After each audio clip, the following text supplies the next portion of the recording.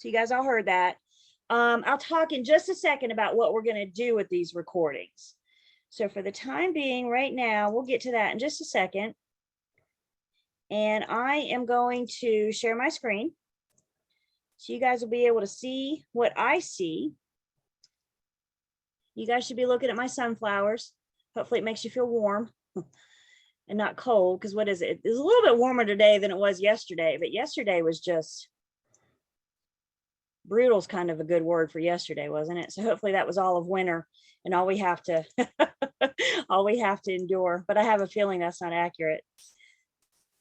So again, you guys, welcome. This is pre-licensing. This is the very first step to get your real estate license. So again, this is the first day of your brand new career. So welcome. I hope you guys are all excited to be here. Just a quick brief introduction before we officially get started. So we're all on the same page with kind of the rules and expectations of the class. Tonight's a good warm-up night, so we know what to expect for the next couple months together. We're going to be together for about 2 months, so hang on to your hats. And just a few minutes ago, I said, how many of you work during the day? And quite a few of you put your hands up. So we need to talk about study time and when you're going to get that time. And you guys are pretty much devoting your weekends now to studying, right? Because you work during the day and you're at class at night. So the next couple months could be challenging, and commitment is going to be the big part of it. We'll talk about all that in just a second. So first off, let me introduce you guys to Lane. You may or may not have met Lane. I know you guys got an email from Lane, because the email from Lane is how you access this class today. So Lane is the director of our school. Here's Lane's email and phone number. If you need to get in touch with her, anything school related. The email that you got from Lane, hang on to that, because that link that you use tonight to access class is the same link you're going to use every time we meet. So my suggestion is to take that email, create a folder, and put that email in the folder so you know where to access it. Okay, I don't know what your inbox looks like, but I'm telling you, mine emails go further down and further down and further down, and then eventually they go to page 2, and then eventually page 3. You know, and they get lost easily, right? So my suggestion is to create a folder and put Lane's email in it so you always can access class. We're not coming on at 5:30 every night. Tonight was the exception, just to make sure we didn't have any tech problems. And as far as I could tell, everything went okay. So that's good. I like that. Typically I'm on about what time do we meet? I'm on about 5:15. So you guys are welcome to come on. Sometimes Zoom has to update. So if you want to log on at 5:15, and that way, if you have to perform any updates, you know you can get them done before class starts. You don't have to be on camera until 5:30, but you're welcome to log on at 5:15. Okay. So email from Lane, very important, how you contact Lane if need be. I'm Julie, and I'm going to be with you guys for the next couple months. So we're going to go through this journey together. This is my email and phone number. Write this on the inside cover of your brand new notebook, somewhere where you can find it, because at some point in the next few months, you may need to get in touch with me. As a matter of fact, later tonight, I got a homework assignment for you guys that you will have to get in touch with me. So jot down my name, and I know my email's long, but it makes sense, doesn't it? Because who am I? I am Julie, the real estate instructor at gmail.com. So you can get in touch with me either by text. I prefer text or email. While you're writing all that down, just to give you a little bit background about myself. I started in real estate in 2000. So somehow I just celebrated 20 years in the industry. I started as an administrative. I took care of the agents, let the agents go take care of the public. One day I said, well, why do the agents get to have all the fun? Why do the agents get to work with the buyers and the sellers? So I threw down my cushy admin job and jumped into sales, and eventually started doing this teaching thing. And fast forward to today, and I wear 2 hats. I have an instructor hat and I have a sales hat. So I'm still involved with my sales team, and which keeps me current on the laws and the rules, because things do change. You guys will learn all about me over the next couple months. So that's why this is just a brief introduction. A couple of you, let's see, I'm not seeing you. I don't know if we're having technical difficulties. If you guys look up right now, do you see a little light on your camera that tells you your video's on? If you don't see the light, go towards the light. No, don't. But if you don't see the light, then you want to, then you know to turn your video on so you can see it. Or so I can see you. We'll talk about attendance in just a minute. But as we said, cameras are required to be on at all times. So we'll need to see you. Let's see, Karen R. Can I get you to rename yourself? So if you click on participants,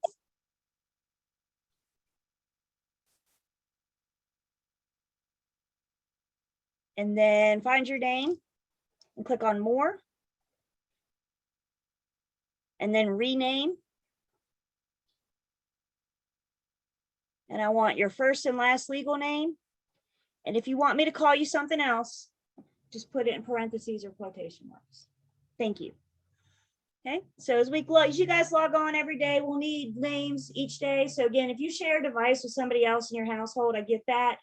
But just know if they're Zooming too, when they log on or when they log on to their call, it may change the name. So you just need to get in the habit of changing it to yours every time. And that's just so I make sure I give you credit for being here. If I don't know you, I can't give you credit. If I can't see you on camera, I can't give you credit. It's pretty simple, right? I have to know who you are and I have to be able to see you to give you credit for being here. Okay. So we're going to talk the next couple months about why we're here, but let's just take a few minutes and talk about why we're not here. Okay. So why are we not here? I'm not here to teach you guys how to be real estate agents. We're not going to talk about how you prepare for an open house. And we're going to talk about how you successfully get buyer leads. That's not why we're here. The whole purpose of pre-licensing is to build your foundation. We're here to give you the law and the rules that you need to start your career. This is just the jumping off point. My job is to get you through the process to get your license. And once you have your license, I want to keep you out of trouble. I want to keep you out of real estate jail. So it's really important that this is the foundation. This is the basics. And it's really important that we understand the rules and the laws so we can best serve our clients, our buyers and sellers, or property management, tenant landlord, if that's the avenue you're going. So let me ask you guys this, a couple questions, and I can see you all. So just by raise of hands, how many of you have ever bought a house or sold a house before? You have personal experience. You've bought or sold a house. Anybody ever rent a house or an apartment? Anybody ever acted as a landlord? So quite a few hands are going up. So those of you with personal experience, I want you to put it off to the side because your test, this class is not on your personal experience. I'm not here to tell you if your real estate agent was right or wrong, if they did good or not. That's not why we're here. Your personal experience, you're not going to be tested on your personal experience. Okay, so we're going to put that off to the side for now. We're just going to focus on the material we need to pass the tests. I'll talk about the exams in just a second. Where are my HGTV people? Come on, I know you're out there. Come on, I know you're out there. You guys want, turn it off.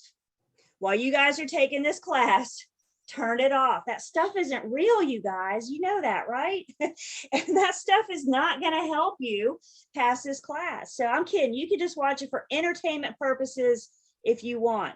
But everybody understands for entertainment purposes only. You're not going to be tested on things that you saw on HGTV. It's reality TV. So I mentioned something a few minutes ago about attendance. Now, we are here by requirements, certain requirements of the North Carolina Real Estate Commission. I'll talk about all about the Real Estate Commission in just a minute. But one thing that they do is they regulate this class that we're in right now. And one thing that they regulate is your attendance. And they do have a requirement for attendance. They say you have to be here 80% of the time. If we are in a 75-hour class, that means you can only miss 15 hours. Okay. So, and this is so important.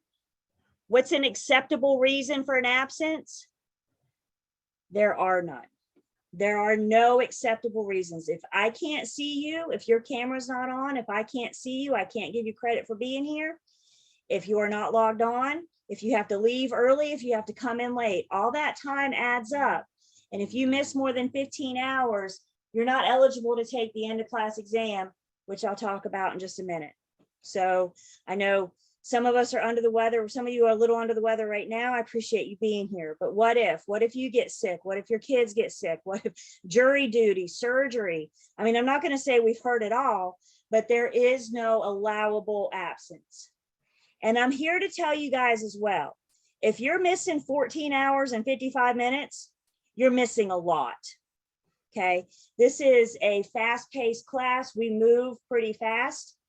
So if you're missing a lot of time, it's going to be really hard to get caught up, not only on your time, obviously, but also the material. You guys have your books yet? Have you guys lifted this thing yet? It's like a little weight, isn't it? Are you kidding me? In our next 2 months together, we're going through this thing cover to cover. So this is for real. So it's really important that you guys are here as much and as often as you can be. Now, I understand that life happens. I get it. I get it. But I hope you guys are committed. I hope you guys are devoted to being here as much as you can. So if something does come up, it's not going to put you over this 80% requirement. This is not my rule. This is not Lane's rule. This is the rule of the Real Estate Commission. Books come from Lane. So if you haven't made arrangements with Lane, get with Lane after class or tomorrow morning. I don't know what time Lane goes to bed, but get with her and she'll make arrangements to get your book. Okay. I will keep track of attendance. I'll do screenshots for attendance. Again, it's pretty simple. If I can't see you, I can't give you credit for being here. So cameras on, and we're in front of our cameras at all time. We take breaks. I take a 10-minute break every hour. So 6:30-ish, 7:30-ish, we actually only get 2 breaks, I guess. So when we come back from breaks, I'll do a screenshot for attendance to make sure that we're all back. Any questions or comments about the attendance? A couple of you, again, I don't know if we're working out, but a couple of you I'm still not seeing. And Lisa, I think your camera's on, but it's so dark, I can't see you.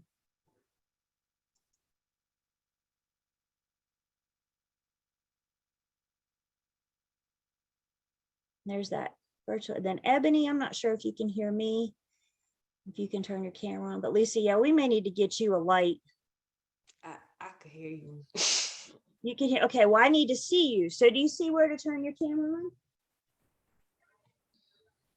There she is. Hey, Ebony. I like looking at you guys. It makes me feel like I have somebody to talk to, if nothing else, you know. And it's a requirement of the Real Estate Commission.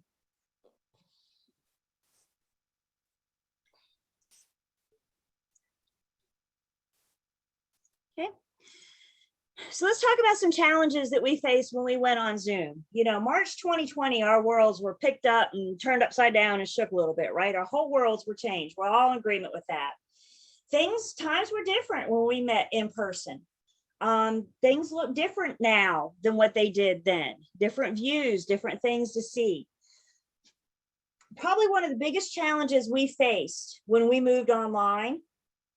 Can we all agree at home there are lots of distractions?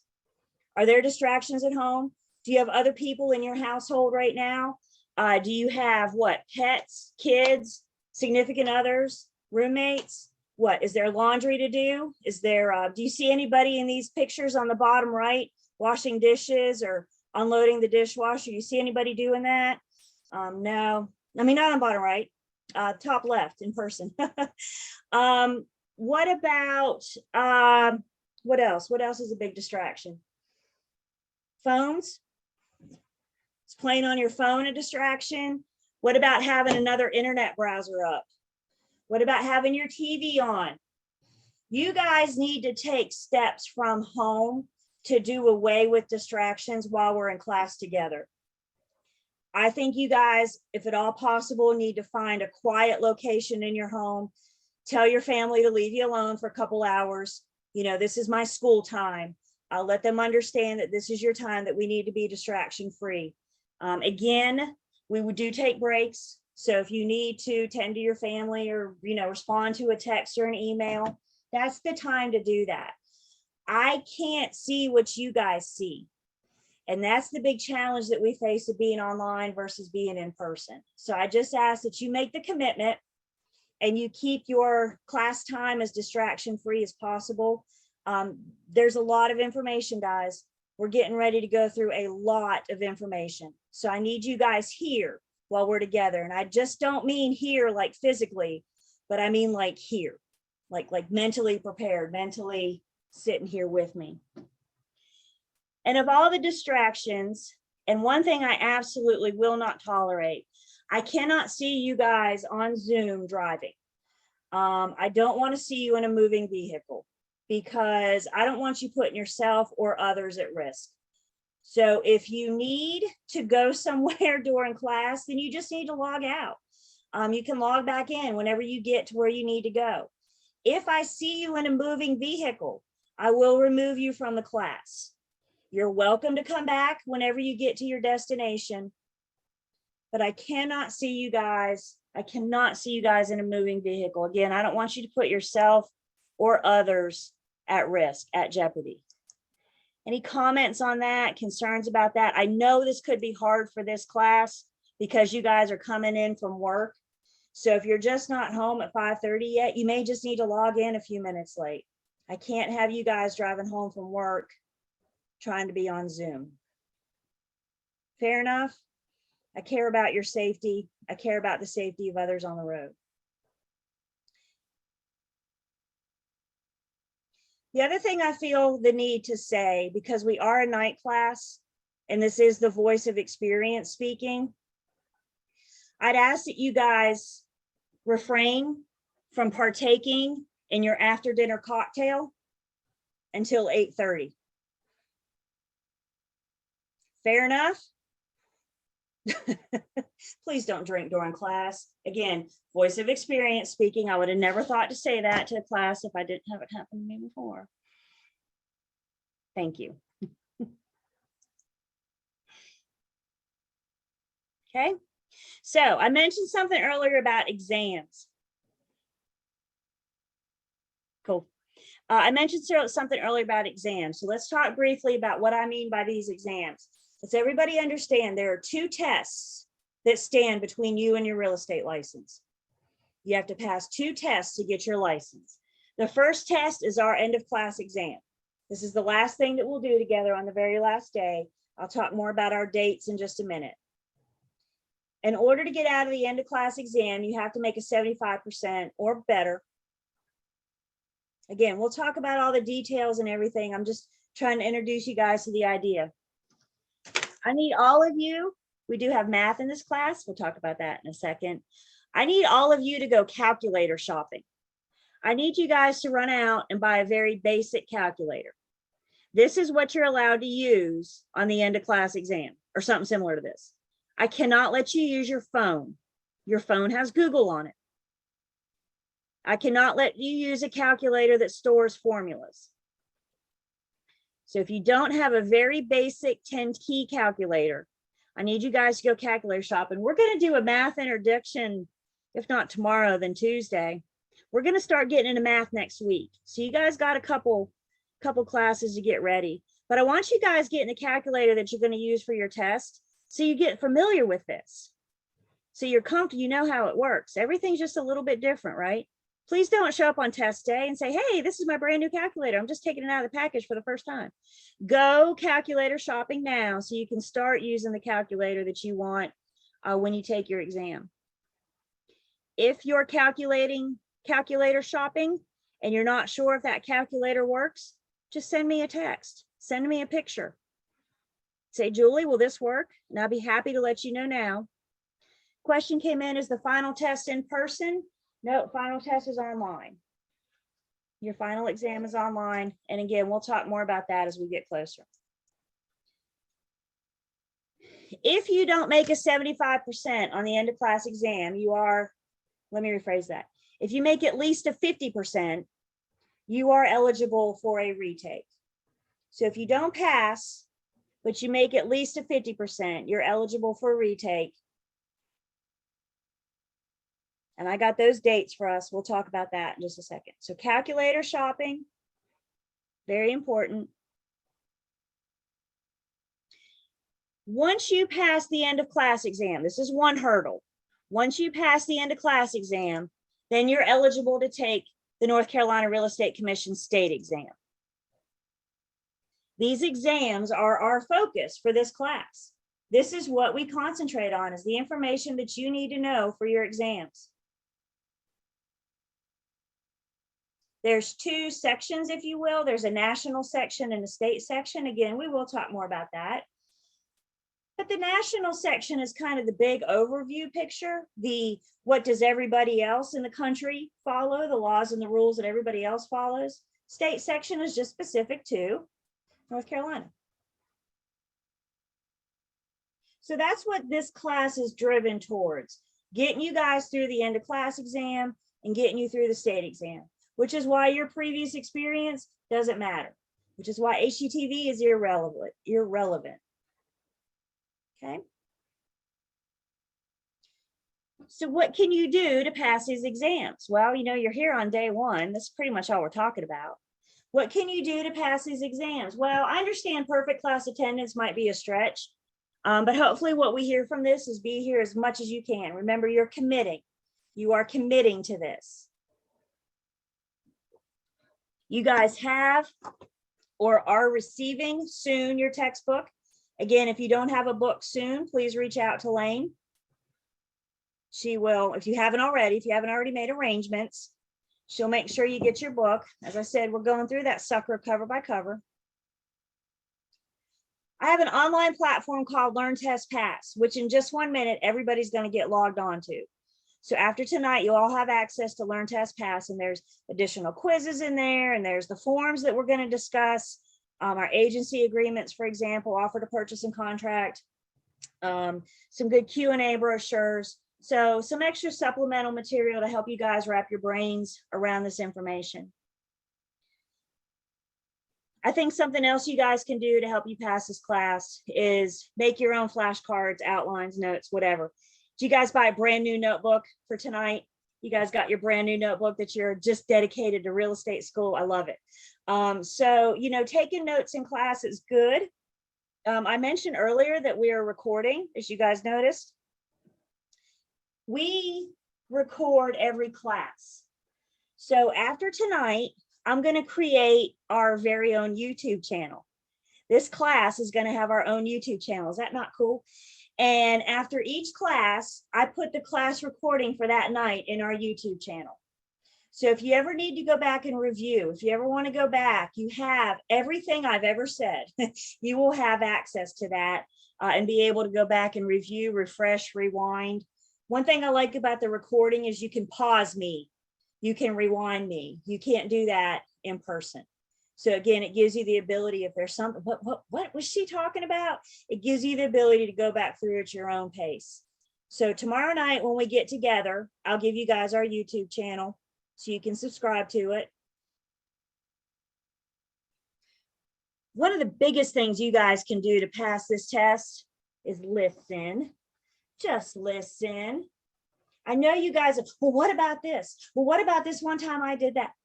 Just listen. Again, you guys, your test is not on your personal experience. Your test is on this information. So listening, paying attention, which takes me back to turning the distractions off around you. Turn the TV off. Shut the door, shut your family out. Don't tell them I said that, but you know, making sure that you have a nice, quiet, steady place so you can listen. I do want to hear from you guys as time allows, but I encourage you to ask the right questions. What are the right questions? Things that are related to what we're talking about. Guys, we have a track. We have to stay on track. Lots of information to cover in 2 months. If we keep getting off track, we're not going to be able to get through the material that you need for your exams. So please make sure you're asking the right questions, the clarifying questions. What if you have questions about something else? You have my number, you have my email address. I encourage you guys to reach out to me outside of class if need be. That's why I'm here. I'm here to help. Nothing hurts me more than when you guys show up on test day and say, yeah, I never really understood that to begin with. That just kills me. I'm here to help you guys, and I don't know how I can help you if you don't reach out to me. So take advantage, communicate with me, make sure the questions you're asking in class are relevant to what we're talking about. And I see a hand. Is that Miss Diane? Hey, Diane. Hi, Miss Julie. Just the slideshow before said flashcards. Now the glossary is pretty thick, and I hope you don't mean make flashcard of everything in the glossary. Is No. there okay? Is there a way to maybe like when you're talking, be like, let's make a flashcard or something? Okay. So and thank you for Diane. That was a good question. So my suggestion for flashcards, make a when you guys are calculator shopping, you may want to buy some index cards or something. But my suggestion for flashcards is those words that you're not sure of, those terms that you're uncertain of. If Diane, as Diane said, if you try to make a flashcard for every single glossary, by the time we got done, you'd have stacks up to the ceiling and back, right? So after a while, it gets too big and it's too much to manage. So if you leave class and you say, gosh, I just don't understand what that word meant, that's a good candidate for a flashcard. Math formulas are good candidates for flashcards. So thank you, Diane, for mentioning that. Making the flashcards out of what you know, what you're struggling with. Veronica says there's also apps. That's right. There's flashcards you can purchase. I think it's best that you make your own because they're tailored to you and to what the things are that you're struggling with. Does that make sense? You can buy them, sure. Thank you for that.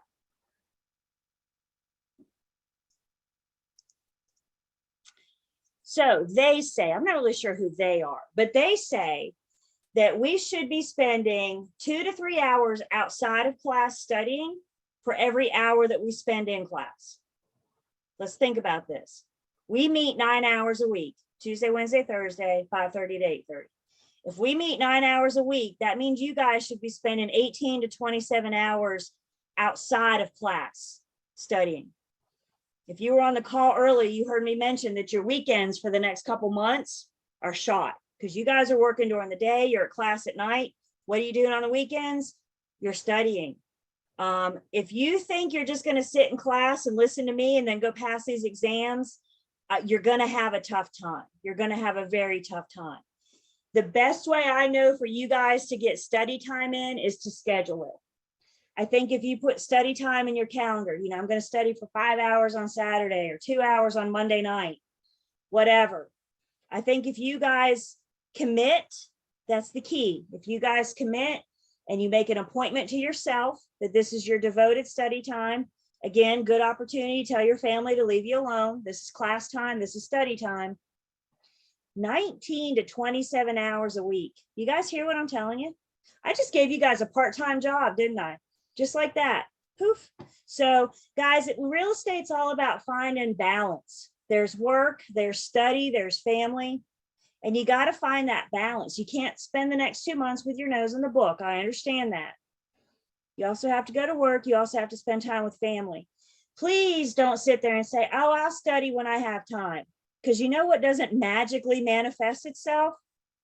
Time. So you've got to make the commitment. And again, the best thing I know to tell you to do is to schedule that time in your calendar and honor that commitment to yourself. 19 to 27 hours. March will be here before we know it. Time does not slow down for anybody, does it? And that includes us right here, right now. So please, I'm actually begging you guys to commit and to start today. Please don't think you're going to wait until the week before and pick up the book and start studying. We'll talk in just a second about what you can do for the next couple months. After each class, I think it's important that you guys have some reflection period. Ask yourself, what did I learn tonight? What was my aha moment? What in the world was Julie talking about? You know, what was the thing that I just didn't get? Spend some time reflecting on the material. Again, I'm recording, so you have everything that we say, every discussion we have. You also have your book, and again, Learn, Test, Pass that we're getting ready to get you guys into. So I think it's important that you spend time considering what we talked about. And if something you're not sure about, that's where you know to focus your energy and to create some flashcards and and spend some more time studying. Go back and review the recording and go back and look at the book. As I said, our ultimate goal is to get you through the 2 exams. Is everybody good with that? There are 2 tests, and my goal is to get you through those tests. I don't have all the answers to your questions. I don't have time to try to answer all your questions. I may say, reach out to me after class, or can we talk about that later? And guys, please understand, I'm not trying to be mean. I'm not trying to dismiss you. I'm trying to keep us focused on our goal. What is our goal? To give you the information that you need to get through your state exam. That's the whole purpose of this class, is to prepare you for those exams. Questions or comments so far?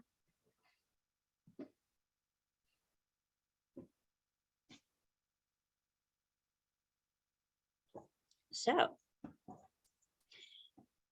real estate is truly an adventure every single day. I guess my question to you guys is, are you ready? Are you guys ready to start this? Are you ready to do this? And maybe a little bit of enthusiasm. Yay, thank you, Danielle. Danielle applauded, so there you go.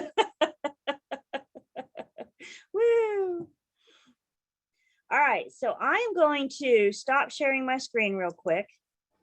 So you guys should be able to see everybody. You can wave at each other if you want to.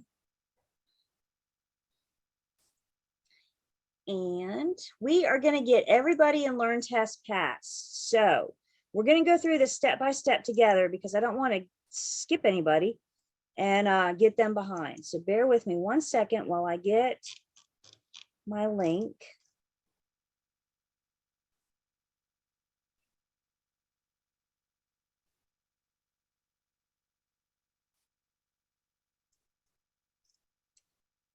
Well, this is embarrassing. I thought I had it right here. All right. All right. Awkward silence. Hang on. Just 1 second.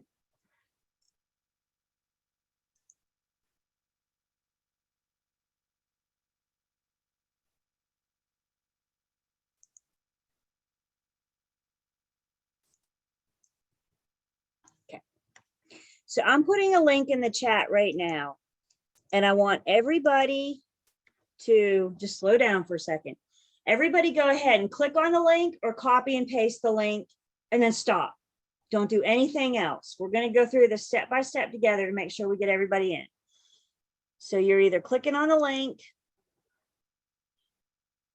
or you're copying and pasting, and then just stop. Just hang tight for 1 second.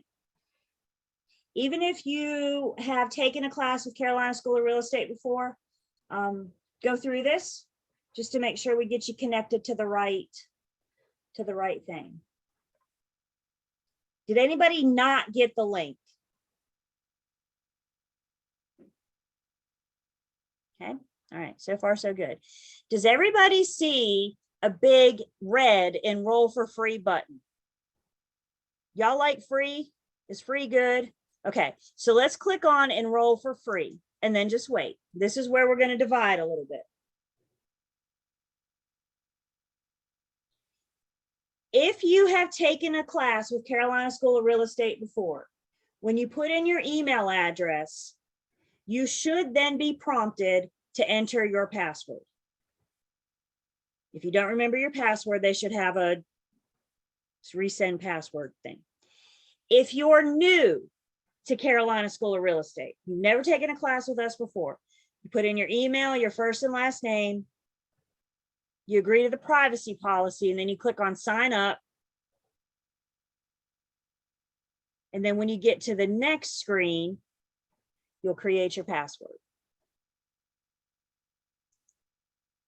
So if you're new, it should recognize you. If you're new to us, welcome, and we'll want to get you set up.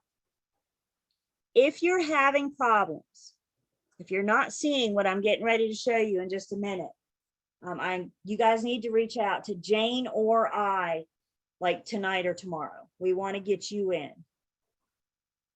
Another challenge we face going online, every single one of us are on a different device. Every single one of us are on a different device. So I can't always see what you see. So if we have to spend some one-on-one time together to get you in, I'm absolutely going to do that. Jane is our IT person. Her email is in the email that you use to access this class. So if you're ever having Zoom problems or tech problems, you can reach out to Jane. Again, her email address is in that email that you got from Lane tonight that you access class. If you're in Learn, Test, Pass, why don't you tell me you're in the chat?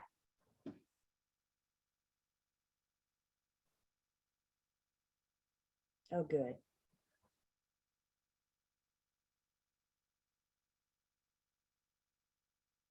And again, if you're having problems, that's okay. I call tonight our warm up. If you're having problems, we will get you in either tonight, depending on how much steam I have left tonight, or tomorrow. So it looks like I'm hearing from most of you. So this is good. This is good.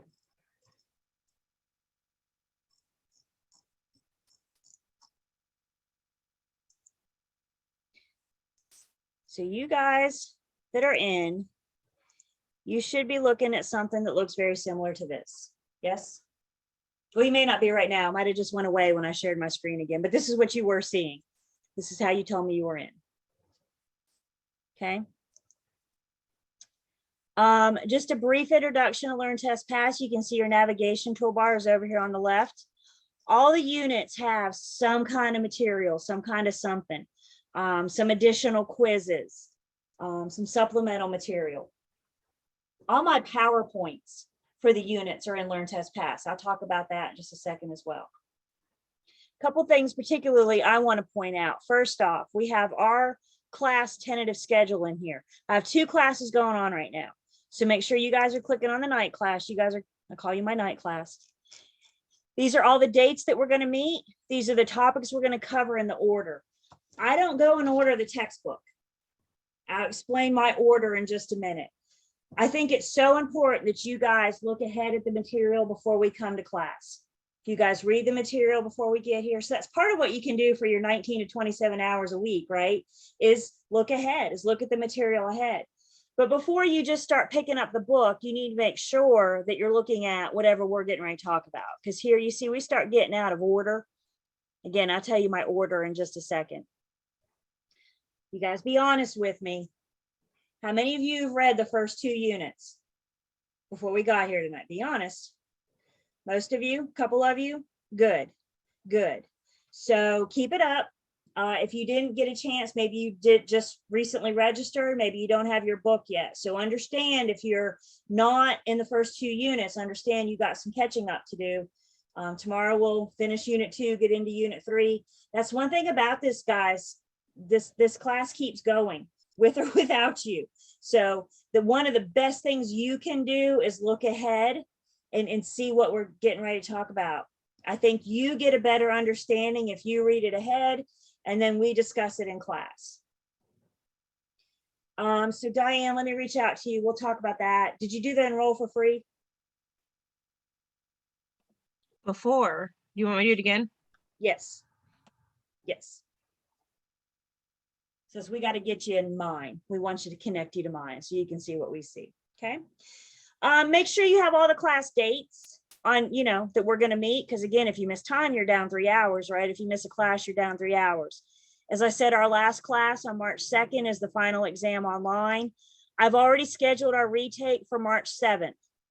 I suggest you guys go ahead and pencil this date in. Maybe you'll need it, maybe you won't. But this is the date that we have. The retake is March 7th, still the evening, 5:30 to 9. So if you don't pass the end of class exam, but you make at least a 50%, you're eligible for the retake. And that retake date is March 7th. Also, while you're filling dates in your calendar, we have 2 cram courses available to you guys. I'll talk more about these as we get closer. But you may just want to make a note now that there's 2 cram courses, so you can go ahead and set aside that time. And that's all we're going to say about the cram course right now. So you have your tentative schedule and Learn, Test, Pass. Again, the important thing is to refer to what are we going to cover next? What unit are we going to cover next? What do I need to look ahead at before we get to class? Okay. I'm not going to read to you guys. Your job is to read the book. My job is to explain it. I could read to you and make my job a lot easier. Does anybody want that? Golly, probably not. I'd put you guys to sleep if I started reading to you at 5:30 at night after you've been working all day, wouldn't I? I'd see everybody over there. So yeah, we don't want that. Another thing in Learn, Test, Pass I want to point out to you guys is the syllabus. This class follows the syllabus. The Real Estate Commission says, if you're familiar with the syllabus, this is the material that you need to pass this class. You can print it if you want to. I mean, this sucker's 119 pages. So you can save a tree and download it. If you really, really want to print it, you know, by all means. And I'm just going to skip ahead here. Again, all the topics, everything that we're going to cover is all spelled out here. Please don't ask me if we're going to talk about this and we're going to talk about that. I'm giving you guys all of my cards right here. Everything we're going to talk about is in the syllabus. Most of it is in the textbook. So if you want to know if we're going to talk about something, you have that information right here. What else about syllabus? This class was actually written with the syllabus in my hand. So rest assured, if the Real Estate Commission says it's a good candidate for a test question, we've got you covered. Okay. Yep, we'll do that at the end. Remind me, Diane, just in case, because short-term memory. My little brain sometimes. Okay. Additionally, through Learn, Test, Pass, again, these are things you guys can go through on your own. There's like, you know, just unit 1, there's kind of pre-tests. There's all my PowerPoints. I'll talk about my PowerPoints in just a second. Just supplemental material, again, things just to help you guys have a better understanding of this material. You don't have to do anything in Learn, Test, Pass. This is just a tool to help you guys pass my exam. All you have to do is pass the 2 exams. You don't have to do homework. You don't have to study. You don't have to do anything. All you have to do are pass the 2 exams. How do you pass the 2 exams? Good attendance.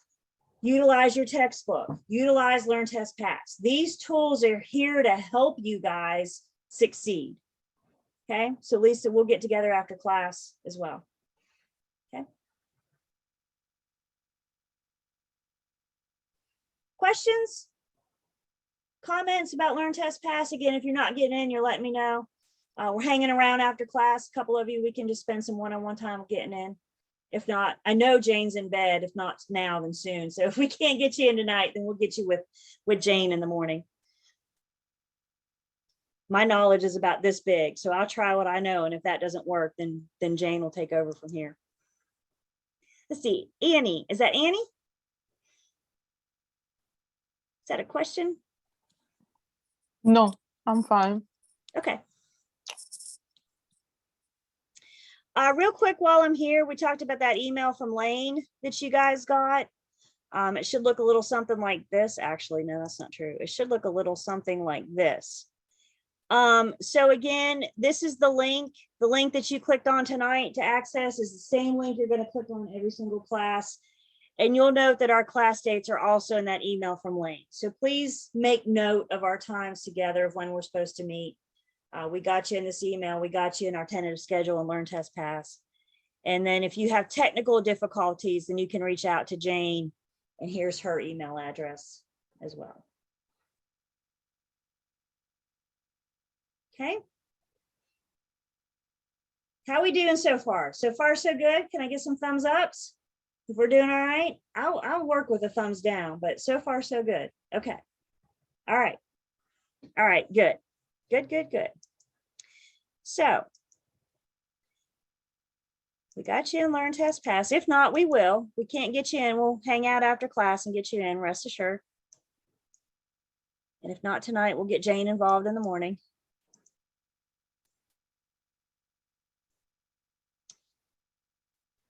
So I mentioned a homework assignment. The only thing you ever have to turn in to me is this one homework assignment. And what I want from you guys is an introduction to yourself.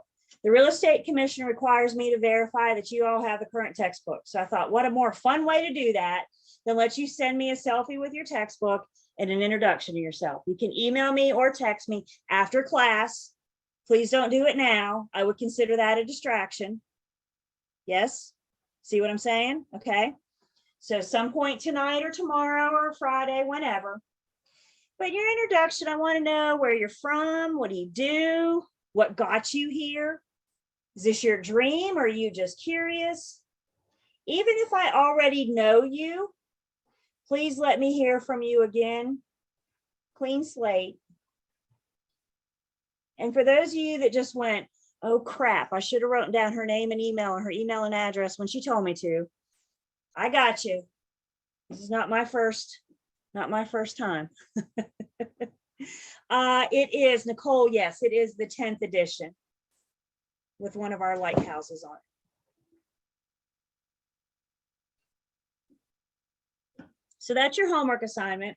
I will respond. So if you're wondering if I got it, I'll respond. Probably won't be tonight. You know, when we finish at 8:30, I'm usually pretty. So tomorrow I'll respond. So tell me about yourself.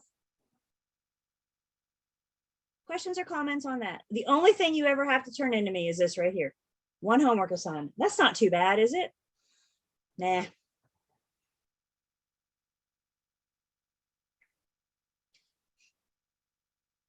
Okay. So before we take our first break, let's just kind of talk for a few seconds about kind of why we're here. And as I mentioned earlier, this class is from the North Carolina Real Estate Commission. And we need to understand the North Carolina Real Estate Commission's main purpose. Their main purpose is to protect the public when they're dealing with us. And what's one way they protect the public?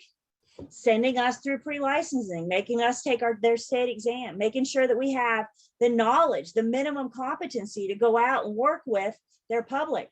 Everybody think about what we're dealing with here. What kind of price tags are we dealing with homes? We're helping sellers sell, we're helping buyers buy these huge products, right? This isn't like a shirt. This isn't something that if the buyer wants to return after closing. This isn't Amazon Prime where they have 30 days to return it. Once it's done, it's a done deal. And we need to make sure that we're best protecting our client and their investment. And that's why the Real Estate Commission requires us to be here, is to protect the public when they're dealing with us. They do issue your license. That's not their main purpose, is to give you a license. Their main purpose is to make sure that you are adequate. You've proven to them that you can best serve their public. The Real Estate Commission also provides other education. So there's pre-licensing, which is where we are right now. The Real Estate Commission also has post-licensing. So once you get your license, you have 90 additional hours of post-licensing. That 90 hours is broken up into 3 30-hour classes. Is everybody hearing what I'm saying? This is just the start of your training. This is just the start of your education. It keeps going once you get your license. It keeps going for your entire career. The Real Estate Commission also requires us to do continuing education each year. We have to do 8 hours. They break it down into 4-hour classes. So we do 4 hours. What am I trying to say? We do 2 4-hour classes, there we go, of CE each year. And that's their opportunity to make sure that we have the current information. Laws change, rules change, forms get updated on a regular basis. And it's so important that we are on top of those changes, that we know what's going on. I often joke, the only thing consistent in this industry is change. So hang on to your hats. Things aren't going to look today what they do, later down the road. So one way they can make sure that we're all abreast of this change is by requiring us to do CE each year. We'll talk more about post and CE as we go. The Real Estate Commission only provides pre-licensing, post-licensing, and CE. Any other training you get will be from your firm, from your local board of realtors. It's ongoing. It's continuous. We don't stop. We don't stop growing or changing. And the other thing I want to say real quick, one thing we're going to do is make sure we're all good on dissecting and reading test questions. How many of you, I know I'm not the only one, how many of you has been a minute since you sat in a classroom? It's been a minute since you took a test. Has it been a while? Are you a little nervous when I said test? So part of what I want to do is help you guys read test questions, help you guys dissect and make sure you know the words that you're looking for. When we come together tomorrow, we're going to look at some test questions together so we can help you learn how to read those. I feel like my job is twofold. One, to make sure that you have the information that you need for the test, but two, to teach you guys how to read these dang questions. Do they try to make them tricky? Do they try to make them difficult? Of course they do. So one thing you can do, this is why I have you doing so many quizzes and exams prior to your final exams, is to help prepare you for the big dance, help you get ready for that big day. I think absolute words, these are words that should stand out to you. Is there much wiggle room to always? Is there any wiggle room to must? Look out, be on the lookout for these absolute words as you start looking at these exams. And again, we'll talk a little bit more about this in just a minute. Guys, this is a tough class. These are tough tests. If you're new, if you're a retake, you know what I speak of. If you're new to this information, please hear me when I say this stuff is hard. This stuff is tough. So that's why we want to start you guys out on the right foot today, get you committed today, so you have the next couple months to put it all together to get ready for that end of class exam and then eventually prepare you for your state exam. That's our whole point of being here. Questions, comments, concerns so far? Okay, so we are going to go ahead and take our first break. Just give me 1 second. I do provide us, just to make sure there's no confusion about how long a 10-minute break is, I got us a little timer. So you can go and do your thing and you know, just make sure you're back in 10 minutes. I'll take attendance when we come back in 10 minutes. You are welcome to turn your camera off. We really don't want to see what you do on break. So you are welcome to turn your camera off for break. Just remember to turn it back on when we come back. So let's take 10. When we come back, we're close to getting started in unit 1. Hang on.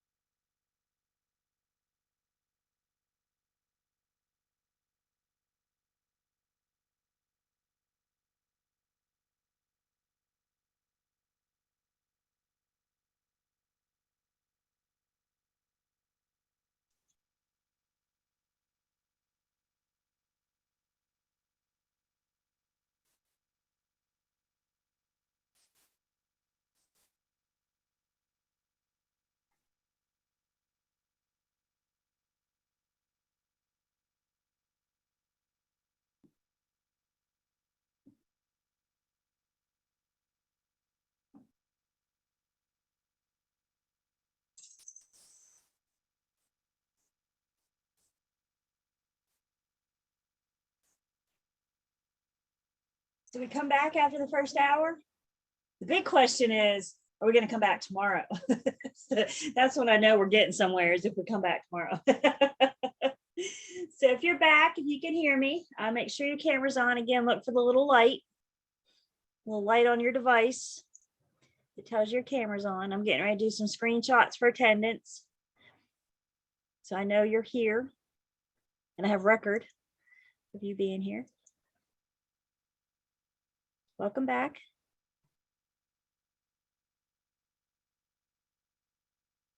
So let me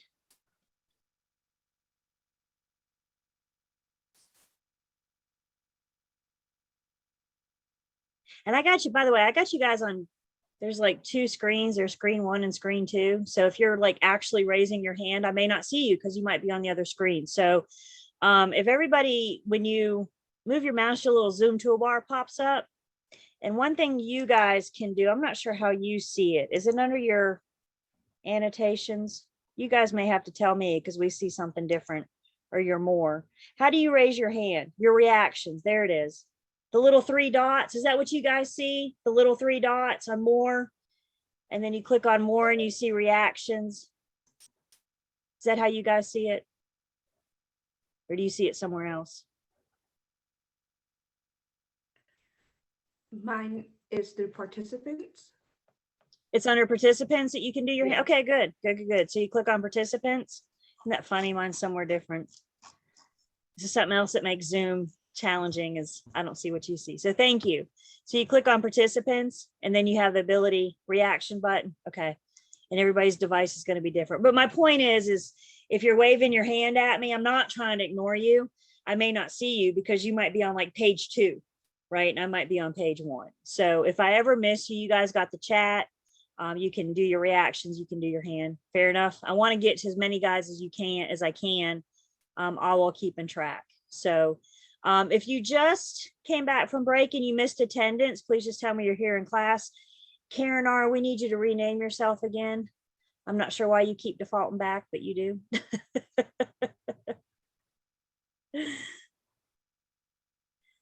So what we're going to do, actually all of us, I'm going to stop sharing my screen right now so we can all see each other now, right? So hi, everybody. I want to do a quick introduction to your textbook because this is going to be such a big tool for you guys. I want to make sure you're all familiar with it and you know what to expect, what to look for. So again, if you haven't gotten your book yet and you haven't made arrangements with Lane, just get with her tomorrow morning and she'll get you a book as soon as she can. So let's do a quick introduction to your textbook. So let's start at the very beginning. And if everybody will, with me, turn to page 1. Usually a good place to start, right? Page 1, unit 1. We're getting ready to get into unit 1. We'll go through that pretty quickly. I'll call unit 1 our warm up. You got to warm up before you run a marathon. Yes. So unit 1 is our warm up. The rest of the class is our marathon. You guys see on page 1, it has key terms. Knowing what the words mean is half the battle. If you can go through those key terms and know what this word means, you're okay. If you don't, look it up. You guys are going into a new industry with a new vocabulary, with new words, and you may not know what all these terms mean. So just being able to go through the key terms after we're done with class and be like, yeah, I know that, that's a big step towards you being able to better understand this material. So all units start with key terms. If you will fast forward with me to page 15. Page 15. All units end with a key point review. Let's think of the key point review kind of like our Cliff's Notes, right? It's the summary, it's the abbreviated version. Again, go through this. Okay, I get land, I get real estate. I'm still not real sure on what real property means. That's how you know what to go back and look up. Go back to the class recording or go back through the textbook. If you're not sure, somebody asked about flashcards. If you just can't wrap your brain around real property, make a flashcard for it, right? So then your flashcards are tailored, they're customized to you to help you get through this material. Let's flip to page 17. The end of every unit has a unit quiz. Maybe tomorrow, if not Tuesday, soon within our next couple classes, I'm going to talk to you guys about how you can grade yourself. So if you treat each end of unit quiz like an actual test and you grade yourself and you fail the end of unit 1 exam quiz, what should you do? Go back and study unit 1, right? If you're not passing the end of unit quizzes, my question is, how are you going to pass the end of class exam? So you can be gauging yourself. And again, I'll show you guys how you can grade yourself. But if you're not passing the end of unit quizzes, then that should tell you that's material you need to go back and review. Again, either watch the recording or go back through the book. My suggestion with the end of unit quizzes is to not write in your book. Take a separate scratch piece of paper and put your answers on that. And that way you haven't tainted the quiz, and you can go back and take these again when you're getting ready for your end of class exam and your state exam.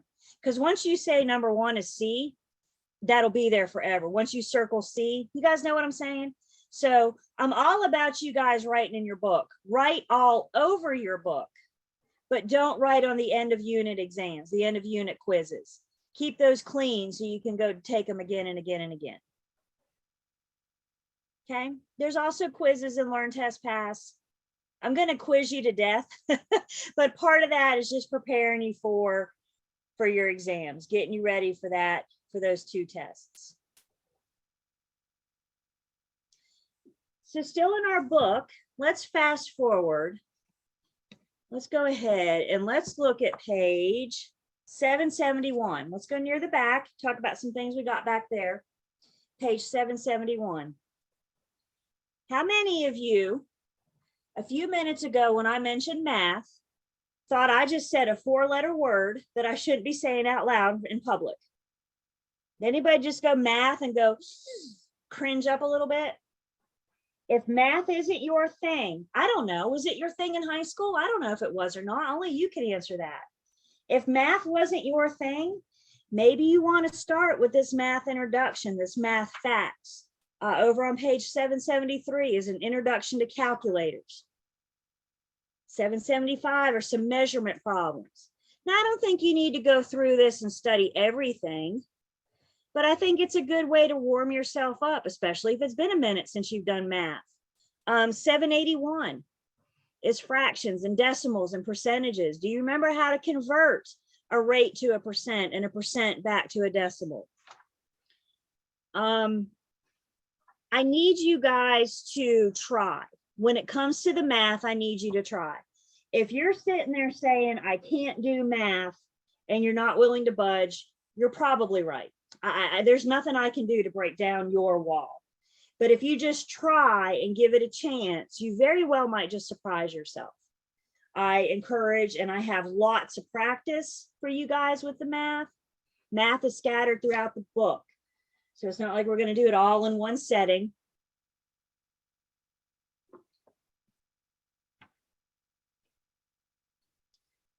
Flip over to page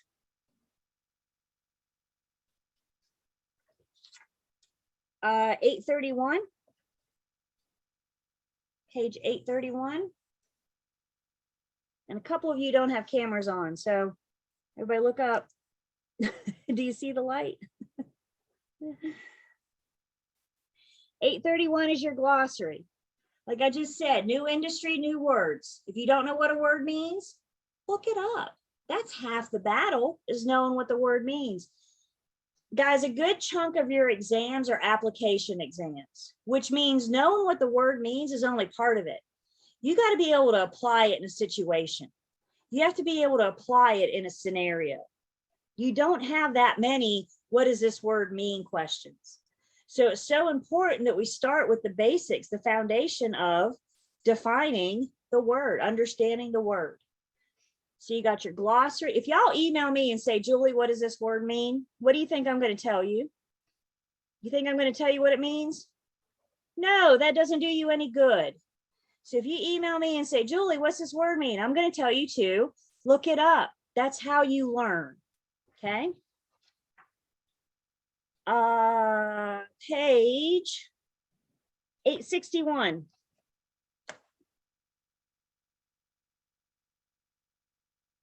Page 861 starts the answer keys for all of the end of unit exams. So once you take the unit 1 exam, you come back to the answer key and you grade yourself. You guys see unit 1, number 1, it says C, and then parentheses, it has a 2. Does everybody see the 2? That number in parentheses tells you what page in the book you can find that information. So if you get number 1 right, if you get number 1 wrong, what should you do? You should go to page 2 and look up why it's right. Look up what the right answer. And sometimes it's not just looking up the right answer, but it's determining what got crossed it wrong in your mind to make you get it wrong to begin with. So you have all the answers for all the end. And then the last thing I want to point out on page 879 is the index. So if there's a certain topic or a term, it'll tell you everywhere in the book you can find it. All those page numbers that you can find it. Again, we're going to go through this book pretty thoroughly. So I think it's important that you guys understand what's here and where to find everything.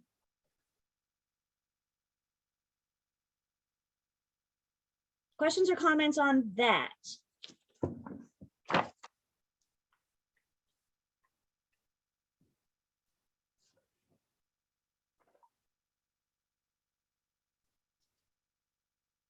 Okay. So we are going to do unit 1. I'm going to talk about one more thing and then we're just kind of ready to jump in. At least I am. So I'm going to go back to sharing my screen. And one more thing to talk about before we get to unit 1, I want to explain to you guys my PowerPoints. I want to explain to you what it is you're getting ready to see. So the syllabus labels material is level 1, level 2, or level 3. Level 1 material tells you just need a very basic understanding of it. Know what the word means. Level 2 is a comprehension. You need a moderate level. Level 3, you should be able to explain it to somebody else. They say with level 3, if I can hand you my PowerPoint clicker and you can explain it to somebody else, that's the in-depth knowledge that you need. I think level 1, level 2, and level 3 are boring. So in my PowerPoint slides, instead, I label them with a green star, a yellow star, or a red star. When you guys are calculator shopping, you might want to consider getting a green highlighter, a yellow highlighter, and a pink or an orange highlighter. My PowerPoints also have the page numbers that reference where in the book you can find it. So as we're going through the PowerPoints, you can follow along with your highlighters.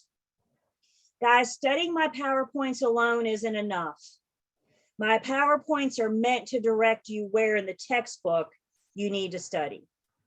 Okay, so when you see a page number 2, green star, you can go through your book and kind of label that with a green highlighter. So you know you need a very basic understanding of it. Again, all of this with using our syllabus is the guide. That's what this whole class is formed around, is that syllabus. Some of my PowerPoints have a red arrow with PT in them. Those are problem topics. These are topics that the Real Estate Commission said that candidates, test questions that candidates have missed time and time again. So I try to point out those problem topics to you to help you know where to focus. Let's not let it be a problem topic for you. Just because it was a problem topic for others, let's not be a problem topic for you. And then we also have things that are specific to North Carolina that, again, on my PowerPoint, I have labeled with our state flag. So when you see our state flag on my PowerPoint, you know that that's something specific just to North Carolina. Random page in your book. I'm just flipped up a random page. Everybody turn to page 284. It's about as random as I get. 284.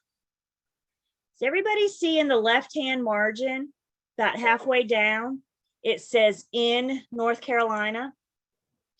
Whenever you see that in North Carolina on the left-hand margin, that's a good candidate for a state section. That's something that is specific to North Carolina. So again, we'll talk about this national section, state section stuff. But we want to help you identify things that are specific to North Carolina.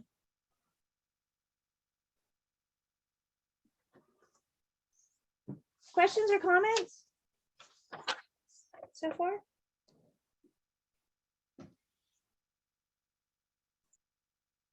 So unit 1 is our warm-up. Everything in unit 1 is a green star. So everybody, let's take a big deep breath together. You guys ready? That's nice. It's so important that you guys remember to breathe. Breathing is so important. And unit 1 is our warm-up. Some things in unit 1 we're going to discuss in further topics, but everything in unit 1 is green star. So we're just introducing you to some topics and some ideas.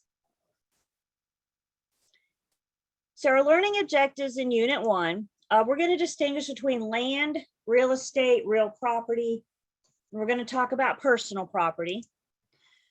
We're going to describe the physical and economic characteristics of real property once we define what real property is. And then we're going to talk about something called highest and best use. And we're going to talk about the advantages and disadvantages of owning real estate. Real estate is an investment property. And then lastly, we're going to talk about supply and demand and how it relates to the real estate market, understanding that real estate is in fact a market. Okay, so that's the basis behind unit 1. So before I say anything, let me just point out, you see the top right, I have a green star. All my stars are here, green, yellow, or red. And then at the bottom right, I have a 2, and that 2 is our page number. So that's how you know how to reference from the PowerPoint, where in the book we're talking about. You guys, everybody learns different, and I certainly don't want to discourage you from learning what's best for you.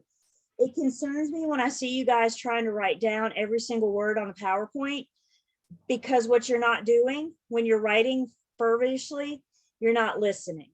So that's why I provide my PowerPoints for you guys in Learn, Test, Pass. You don't have to write down every single word. You already have access to these PowerPoints. You have them available to you, and you have the page number to make sure to know where you reference. If you want to write down every word, of course, if that's how you get it, that's fine. But you have the challenge of trying to write and listen all at the same time. So this is why I give you these PowerPoints. Hopefully I can take that challenge away from you, and rest assured you won't miss anything because you have everything.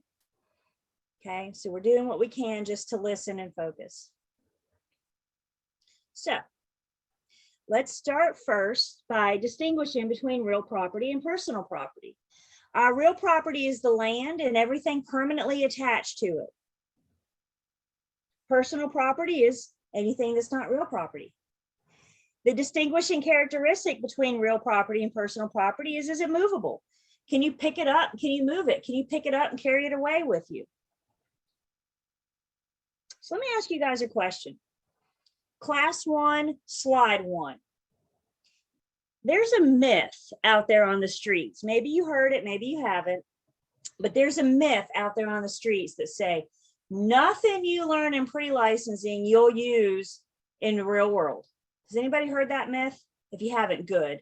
But some of you might have heard that. Anything you learn in pre-licensing, you're not going to use in the real world. Day 1, slide 1. Do you think it's important to know what's real property and personal property? Do you think a buyer is going to walk in the front door and say, if I buy this house, do I get that? Does this convey? Does this transfer? Do you think it's important to understand that distinction? So I'm debunking that myth, hopefully very early. Are you going to use every single thing that you learn in pre-licensing? I doubt it. We're just building your foundation. But you are going to use a lot of this stuff because this is your basis. This is your foundation. We're going to have a further discussion about real property and personal property in Unit 2. So we're going to talk more about both of these. Again, we're just introducing and warming up right now.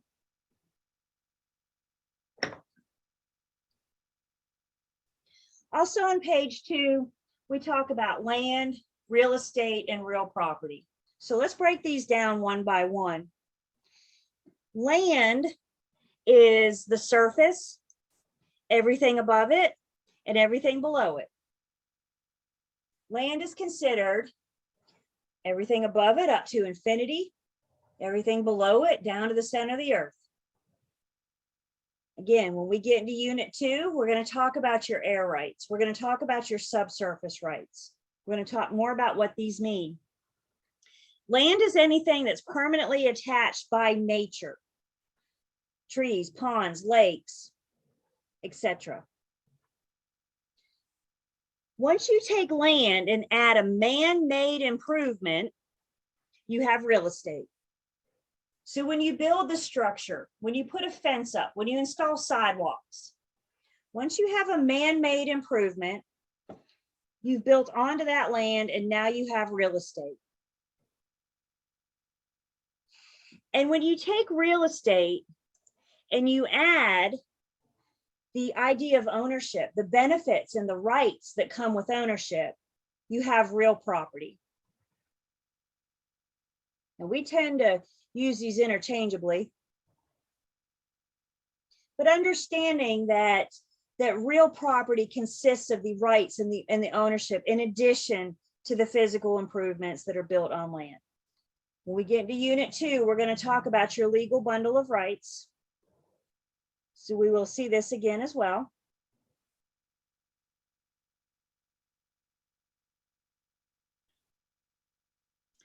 Talking about our characteristics of real property, we have physical characteristics. Some physical characteristics of real property include immobility.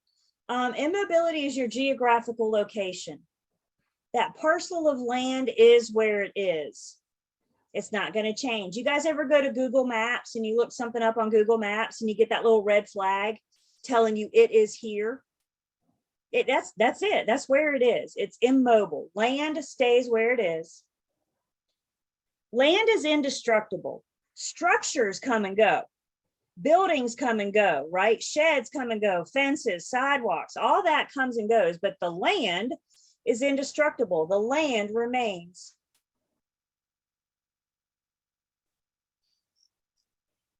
Real property is unique.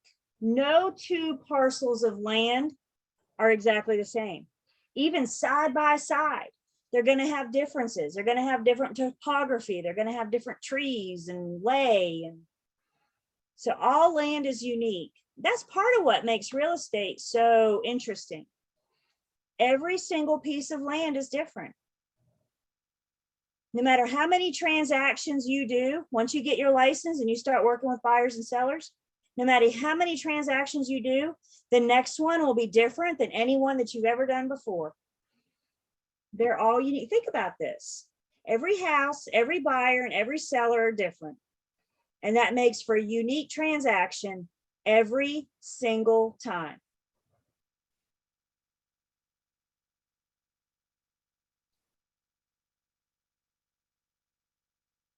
So these are physical characteristics of land.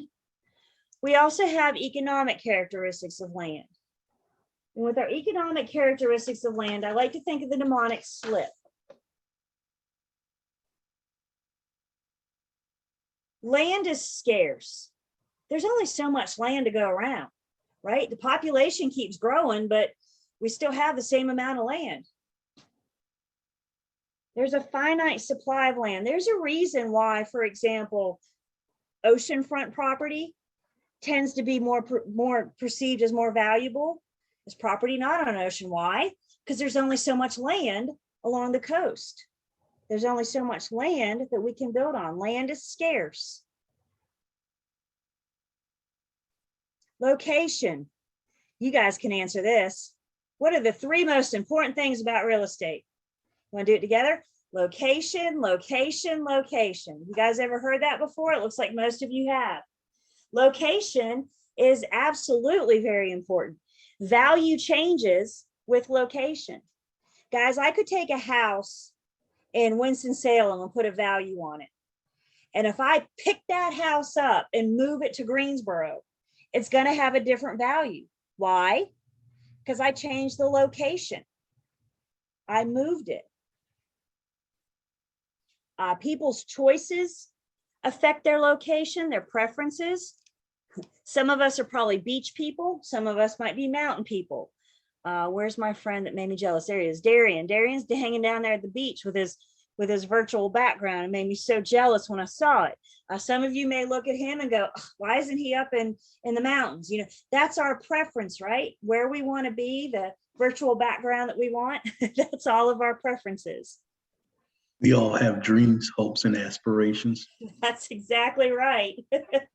My retirement plan includes being pretty much right there over your left shoulder, Darian. That's what I plan on doing in my retirement years. Toes in the sand somewhere.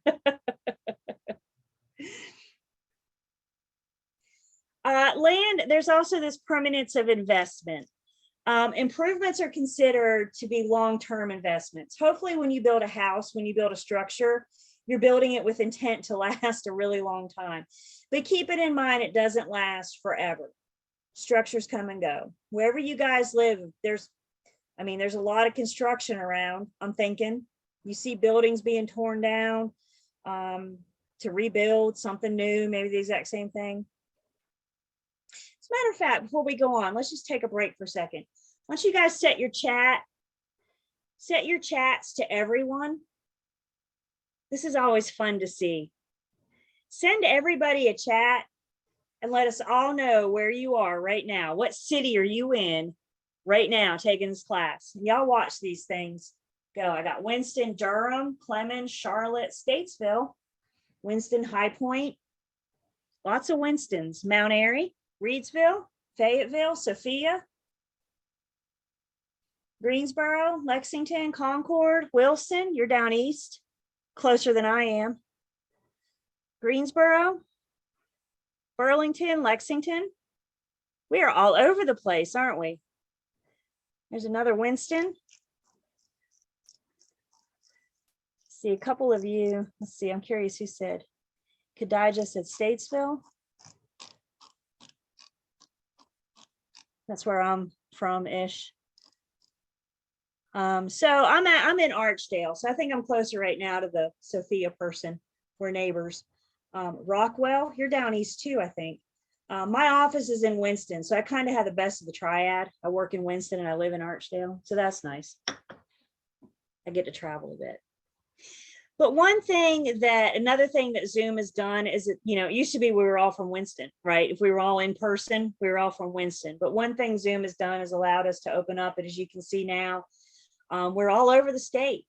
And I think that's good because everybody's got something going on where you're from. It's so important that you know your market, know the area that you want to work. We'll talk a little bit more about that as we go. Okay.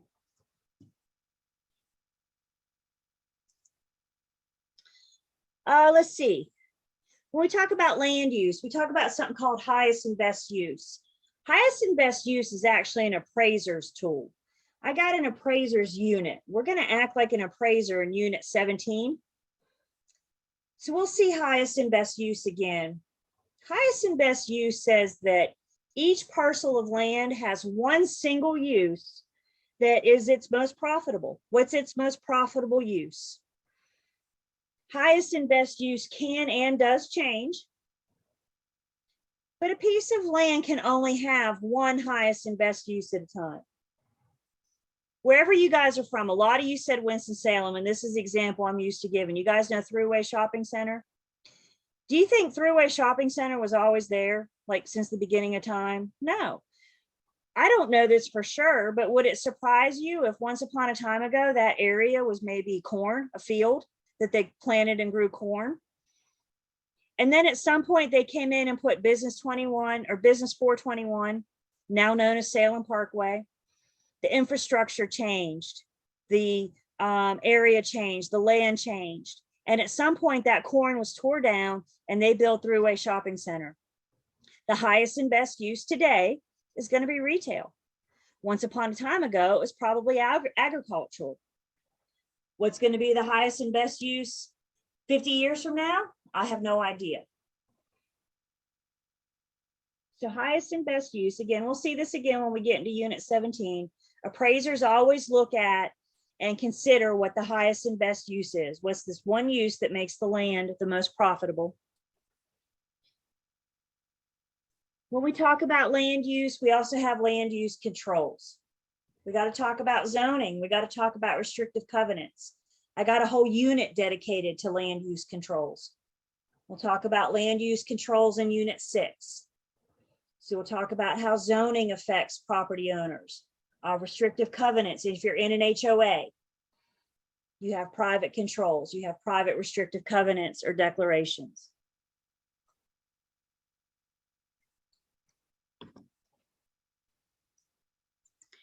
When it comes to real estate as an investment, there's pluses and minuses to everything, right? And real estate is no exception.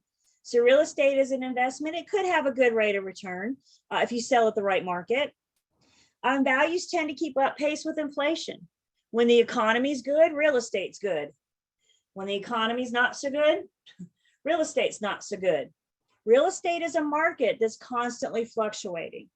I always think of real estate as a pendulum, and that pendulum's swinging back and forth all the time. Currently, right now that we're getting ready to talk about, we're up here. We're in a seller's market big time. Has anybody tried to sell a house or worse, buy a house in the last, I don't know, 2-5 years? We are big time in a seller's market right now. But guess what? That pendulum's starting to come back down. And one day we'll be back over here in a buyer's market. It's important that we understand that real estate is a market and it does constantly fluctuate. Advantage of real estate could be tax advantages. First-time homeowners should be encouraged to talk to an accountant. Make sure that they are taking advantage of all the tax advantages they have as a homeowner. I'm not an accountant. I'm only a real estate agent. I'm not equipped to answer accounting questions. A big part of this class is making sure we stay in our lane. When my buyer looks at me and says, what are my tax advantages? I'm not going to try to go to Google and answer those questions for them. I'm going to suggest that they talk to an accountant. I'm not an accountant. I'm not an attorney. I'm not an appraiser. I'm not a home inspector. I am just a real estate agent. And that's another big part of this class is understanding. At some points, we're teaching you too much. We're teaching you just enough to be dangerous, right? But it's enough to know when we need to advise our clients to talk to somebody in a different lane. And any tax questions, unless you are a CPA, we shouldn't be answering those. We should be pointing them in the right direction. Disadvantages of real estate. Real estate is not liquid. What do I mean by that? Does anybody know what I mean by real estate is not liquid?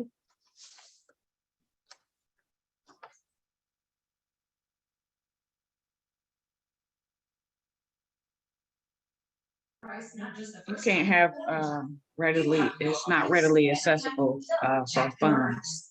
That's exactly right, Nicole. And Danielle, quick cash, thank you. I can't get rid of it fast. If I need money today, I'm not going to be able to get it from my property that I own. It takes time to sell a house. If I need money today, now I'm cashing in my stocks. Now I'm cashing in my bonds, right? That is our liquidity, something that you can easily convert to cash. If I need money today, I put my house on the market and I wait for a buyer, and then I got 4 to 6 weeks before we close, right? I'll get money eventually, but I'm not going to get it today. Real estate can get expensive. If anybody has to seek legal counsel or tax counsel, again, I'm not an attorney and I'm not an accountant, so I can't give legal advice. I can't give tax advice. So again, that's something else we'll learn in this class is how to stay in our lane. Another disadvantage, there's work involved to grow your money. You just can't buy a house, not do any work to it, and then try to sell it in 30 years from now in the same condition as what it was when you bought it 30 years ago, right? Real estate takes money. You got to put a new roof on it every once in a while. You got to give it a fresh coat of paint every once in a while. You got to, new flooring, whatever, update the bathroom every 15, 20 years. So there's work, there's money involved to grow your investment. And with real estate, it's a high degree of risk. Right now, if you're a seller, You are sitting high, you are sitting pretty. Life is good. When that pendulum swings back and we're in a buyer's market, it's going to be hard to sell your house. It's going to be really, really hard to sell your house. So there's risk involved, depending on what market you want to buy or sell in.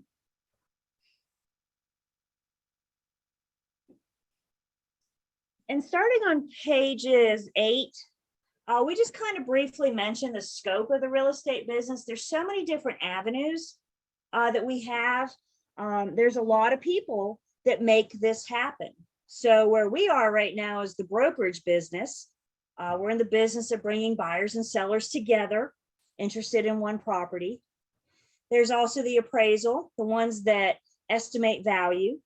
The lenders rely on the appraisal for their opinion of value. Again, appraisals are all in Unit 17. Property management. Is anybody thinking about property management, considering property management? Couple of you. So property manager, we are helping the owner manage their property, right? We're helping them find tenants and secure rent and all that good stuff. I got a whole unit dedicated to property management. We'll talk about that in Unit 12. Financing.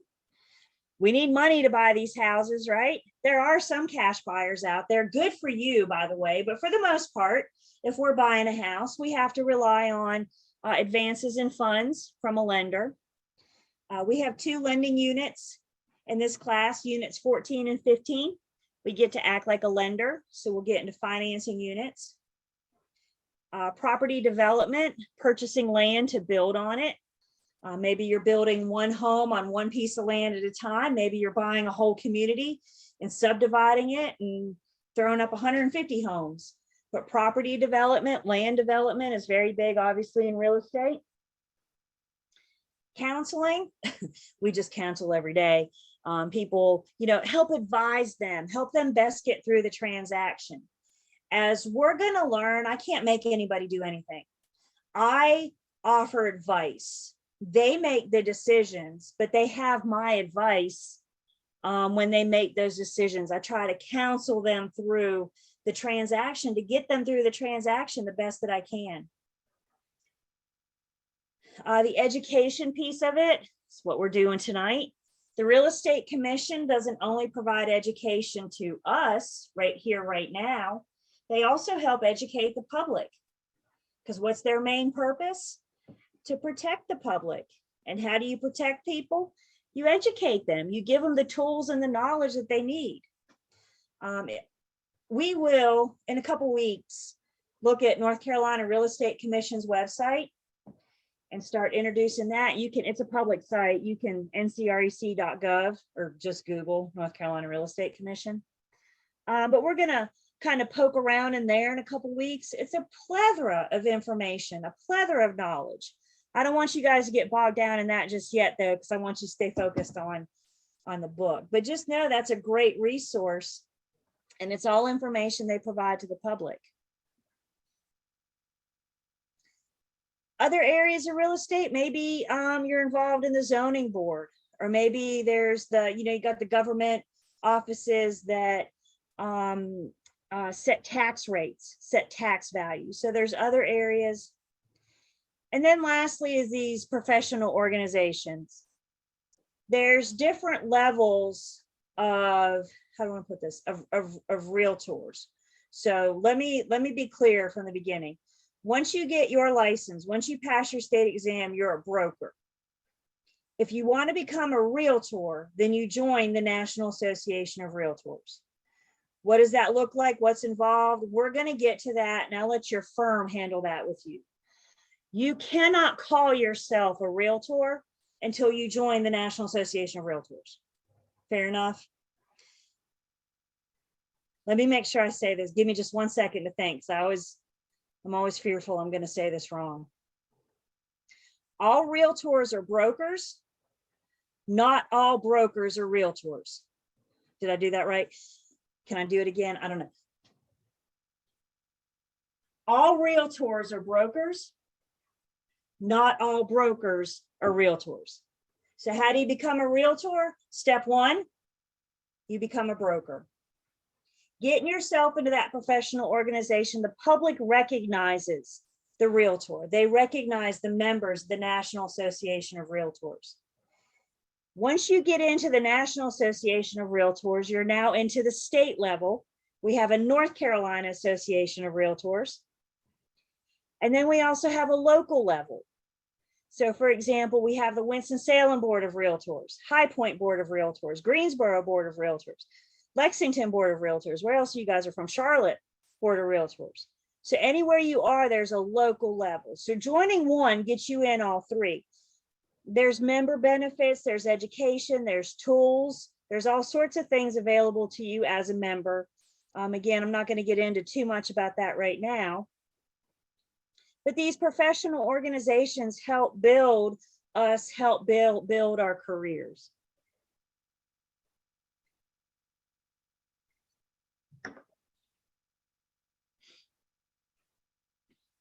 Uses of real property. This class is heavy centered on residential sales.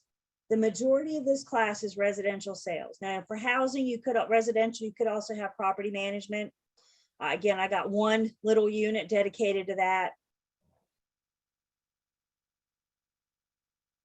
No matter what avenue you choose to go, you will need to get further education once you get your license. And we'll talk about that as we go. Anybody considering commercial? Thinking about commercial sales or commercial leases? A couple of you, maybe, possibly. Let me get through day one of class, Julie, first. I hear you. So commercial might be another thing for you to consider, another avenue to go. There's industrial, where you're dealing with warehouses and factories. There's agricultural, which is our farms. And then there's special purpose use. So think schools, churches, libraries, cemeteries. Lots of different choices in this industry. I think that's one reason I've been around as long as I have. I bore easy. If I was doing the same thing I was doing 20 years ago, I probably would not be in real estate today. But I get bored and I change my avenue. It really works out for me.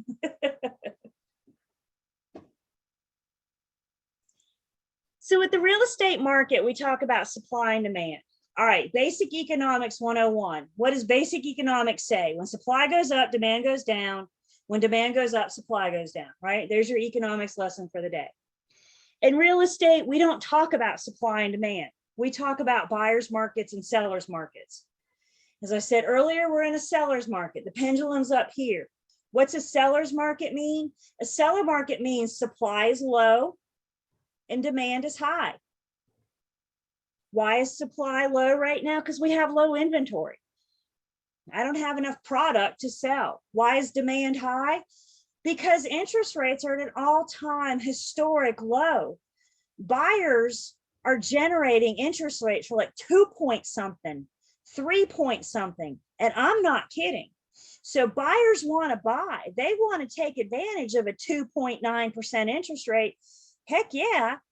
The problem is inventory is low and there's nothing for them to buy. That's why we're in the market that we're in right now. Now, again, we're seeing inventory. Well, we got to get past Christmas. We just got off the holidays. But now that we're off over the holidays, we're going to start seeing inventory coming up a little bit. We're going to start seeing days on market being a little bit longer. Some homes aren't on the market for 24 hours. Anybody tried to buy a house in the last couple of years? Buyers are just literally sitting there hitting refresh, aren't you? You're just literally sitting there hitting refresh, waiting on something to come on the market. But we're starting to see that's change. And one day that pendulum will swing back and we'll be in a buyer's market. And what will a buyer's market mean? Supply is high and demand is low. But again, it's important that we understand that that pendulum is constantly swinging, constantly changing, because we are a true market. So some things that affect supply. Well, labor force and construction costs. Has anybody thought, well, there's no house for me to buy, so I'm going to build my own. I'm going to look at new construction. You know what's been happening with new construction lately? We can't get supplies. Supplies are low. That's post-pandemic. It's not just construction supplies. I mean, anywhere you go, right? They're out of something, something's low, out of stock, something. Supply across the country is low. Labor force and construction costs, construction material. That all affects supply. Government controls and financial policies. Whenever areas get rezoned or tax rates change, taxes get changed, building codes, even federal regulations. The feds regulating our supply of money that goes in and out of the economy. All that trickles down and affects the real estate market, the supply of the real estate market. Things that affect demand, population. Some areas are growing rapidly. Some areas are declining. Businesses are shutting down, nothing new's coming in. People got to go where the jobs are, right? So if they can't get new business in, then people got to move. And they're probably going to one of these rapidly growing areas. So population affects demand. Demographics are, household dynamics are changing. Adult kids are moving back in with their parents. Parents are moving in with their adult kids. You have different family dynamics under the roof than what we did. Single parent homes, I should say, are growing or increasing. So any change in the demographics can affect demand. And then employment and wage levels. As companies come and go, that affects the real estate market. Where am I? Do I have Kernersville people? I don't remember seeing Kernersville come through. A couple of you ish, Kernersville-ish on the outside. I hear you. Anybody remember? And if you're not Kernersville, you can get the idea. Time gets away from me. 10 years, 12 years ago, something like that. Do you guys remember when Caterpillar announced that they were going to open a factory or warehouse in Kernersville? They announced they were moving to Kernersville. When Caterpillar announced that they were coming, what do you think that did to the Kernersville real estate market? It blew up, didn't it? Because everybody's coming to Kernersville for these jobs at Caterpillar. Flip that coin. You guys remember in Kernersville when Dell announced they were shutting their doors? When Dell announced they were closing their operation? What do you think happened to the real estate market in Kernersville when Dell closed? It went the other way, didn't it? It tanked. People had to leave. They had to find jobs. So employment, jobs coming and going, wage levels, all of that plays factor into our supply and our demand. And it all affects the real estate market. We feel the economy. Again, when times are good, real estate's good. You know what real estate is right now? We're doing all right. Questions? Comments?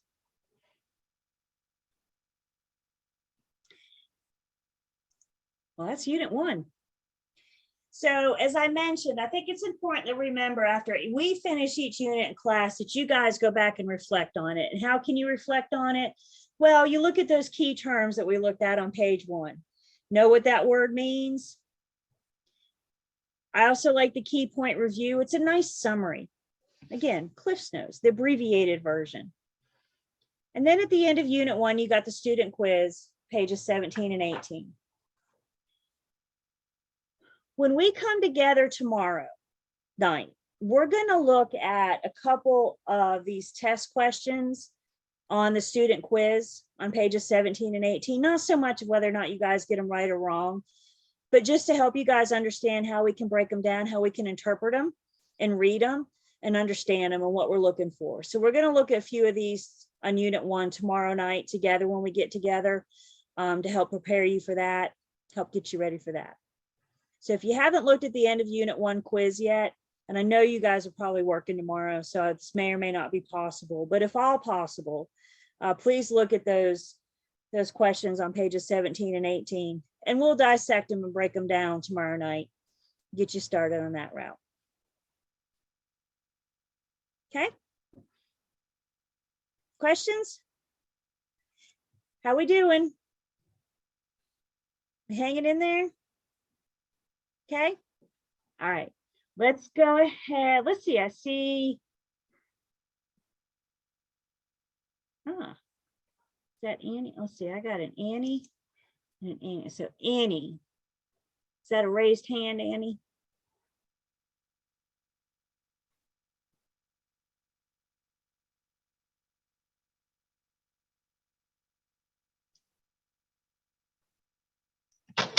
That was an accident.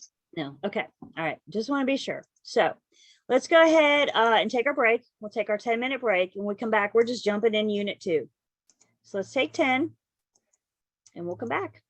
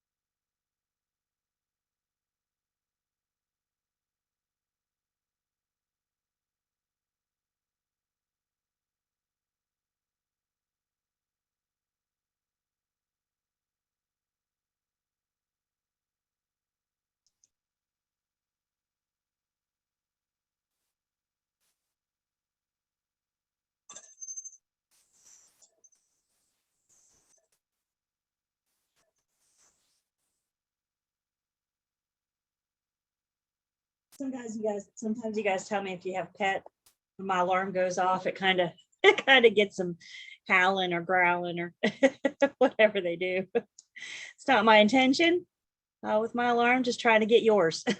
So make sure. Hey, I get it. You know, I tend to go on break and I'm like, oh, I can unload my dishwasher. And you know, that turns into like something else and then something else. And I piddle. I don't know about you guys, right? I just kind of go from room to room. So I need a reminder sometimes that it's time to come back because I get it.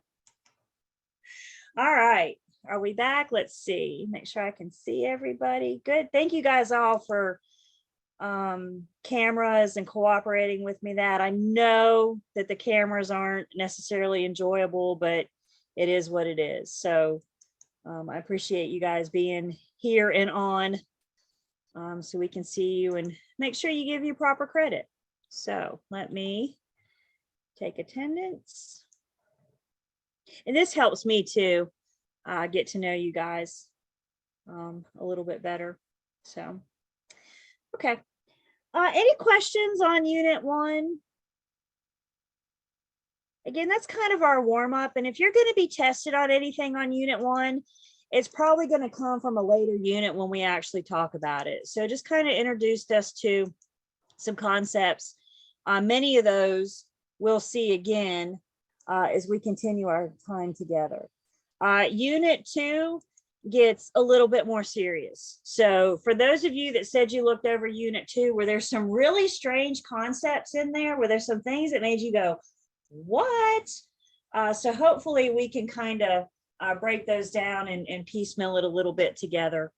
I know some of that stuff in Unit 2, I'm even like, but some of this stuff, again, we're teaching you just enough to be dangerous, right? And we need to know when to advise our clients to talk to an attorney.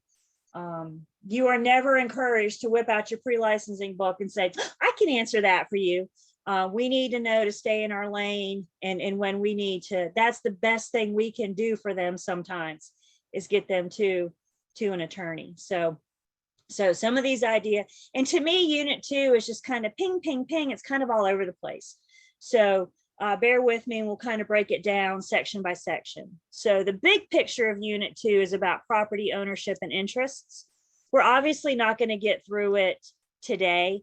So wherever we finish tonight is where we'll pick up tomorrow after we go through a couple of the quiz questions on Unit 1. So what are we going to learn in Unit 2? Well, we're going to explain the concepts of real property and personal property. We introduced these concepts way back in Unit 1. So now we're going to further explain and make sure we understand them. We're going to talk about something called a freehold estate, and we're going to identify the different types of freehold estates. And then we're going to distinguish between concurrent forms of ownership. And then we have common interest communities, hybrid forms of ownership. So for example, think like condominium, townhome, things like that. So those are the main topics of Unit 2. And just as a quick reminder, to remind us, again, way back from Unit 1, when we talked about real property, remember we started with land and the air, surface, and subsurface rights that come with the land, as long as things that are attached by nature. And then you take land and you add a physical improvement, a man-made improvement, and that gives you real estate. And then once you include the owners or a property owner's rights, their legal bundle of rights, now we're looking at real property. So let's now go a little bit further and talk about those legal bundle of rights. And I think the best way for us to remember these legal bundle of rights is to remember or to think of deep sea. The legal bundle of rights is represented by twigs. I'll let you guys read this, but at the beginning of this section, it talks about where the idea of this came through. And, you know, once upon a time ago, we couldn't all read and write. And if you can't read or write, you can't sign your name even when you're buying property. Here you are buying property and you can't even sign your name. So you're indicating it by marking an X on the deed, indicating that you purchased the property. One way they had to represent the property that you purchased was by presenting you with these twigs that came from the property. And that was meant to represent your legal bundle of rights. What rights do you have as an owner? Now, obviously today, We're not actually handing twigs from the property, but we do need to understand that there are certain rights that come with ownership. So if we break them down and we think about deep sea, the D twig is our disposition twig. The disposition twig, it's our right to transfer. You have the right to sell your property. You have the right to give it away. It's your right. You have the right to dispose of it as you choose. Our first E is our enjoyment twig. The enjoyment twig is the right to use the property in any way that you want within the confines of the law. We'll talk about the law. We get into Unit 6. We'll talk about our land use controls, our zoning, our restrictive covenants. But as the owner of this property, as the owner of record, you have the right to enjoy the property in any legal manner that you choose. The next E twig is our exclusion twig. And basically the exclusion twig says no trespassing. It's your property. You have the right to say who can and cannot come on the property. You can exclude whomever you choose. The P twig then is our possession twig. It's the opposite of exclusion. Exclusion, I can tell you can't come on my property. Possession, I can tell you who can come on my property. I can tell you who can come on and access my property. And I just realized you guys probably can't see my page numbers, can you? For some reason. Can you guys see them?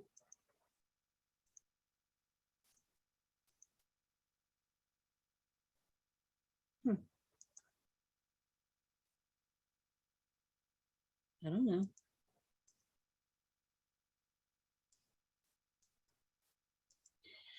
I am on page. Can I not make that go away?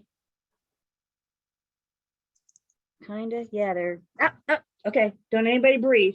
I got it. Okay. So we're on pages 20 and 21. I don't know. So the P is our possession twig. Again, think of the opposite of exclusion. If exclusion, I can tell you can't come on property, then possession, I can tell you that you can come on my property. And then the last twig, our C twig, is our control twig. I have the right to control how my property is used. I have the right to profit from my property. I have the right to determine how I'm going to use it. I control it. It's my property. One thing I want you guys to keep in mind as we talk about this, it's important that we understand that an owner's bundle of legal rights, while it is bundled, it can be unbundled. What if you choose to let somebody rent your property? In a sense, you're giving up some of your twigs, right? You're letting somebody else have the possession twig and the exclusion twig, for example. So just keep that in the back of your mind, that while the legal bundle of rights are bundled, they can also be unbundled. We can lose or give up some of these twigs if we choose.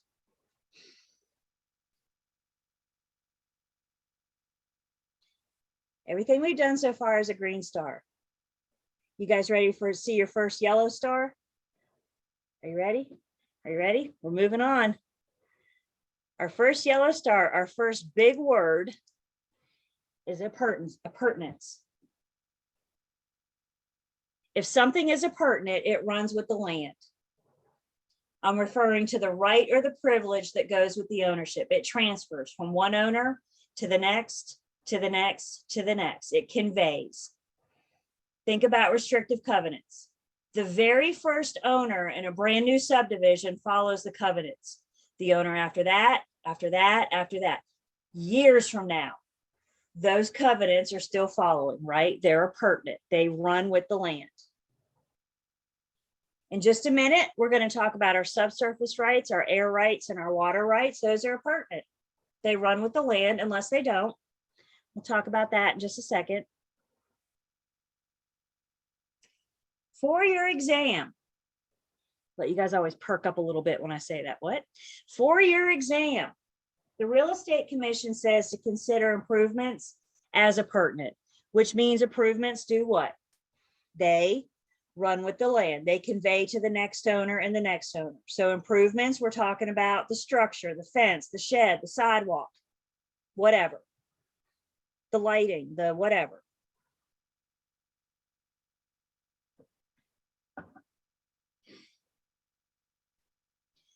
Just to kind of clarify a little bit, make sure we're all on the same page here. Making sure improve lot and improve land. If you are talking about improved land, you're talking about land with a structure. You've built on it. There's a house or a building. If you've improved the lot, you have the basic services necessary. You just haven't built on it yet. So you have it hooked up to electricity, to water, to, internet. So improved land, again, used interchangeably, but just to kind of cross hairs for a second, understanding there is a slight difference. Improved land has a structure, improved lot is ready to put a structure on it. If you have bare land, you got nothing. If you have bare land, you don't have electricity, you don't have water, you don't have Google fiber optics, etc. And remember, improvements are considered appurtenant, which means they do what? They run with the land. They're conveyed from one owner to the next, and so on.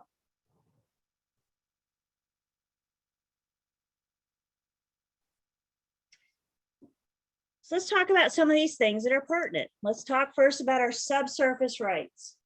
Subsurface rights are anything that we can find under the ground. Our minerals, our oils, our gases. Subsurface rights can be severed. What do I mean by that? Somebody can come in and purchase the right to the oils under your ground, to the gases under your property. You guys heard of fracking? Coming soon to North Carolina if there aren't some areas that already have it. And they may sever those rights, which means they have the right to those gases. If we're mining for oil, think about our coal mines in West Virginia, for example. Those rights have been severed, which means they have the right to mine that coal.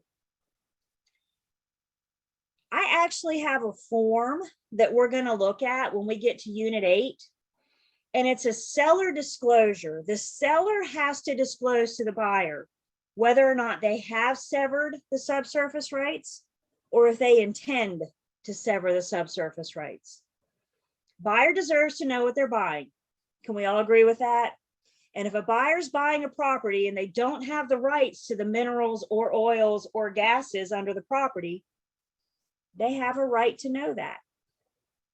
So we'll look at our, as a matter of fact, the form is called Mineral and Oil and Gas Rights. So we'll look at our MOG, as we affectionately call it. We'll look at our MOG when we get into Unit 8, Seller Disclosure.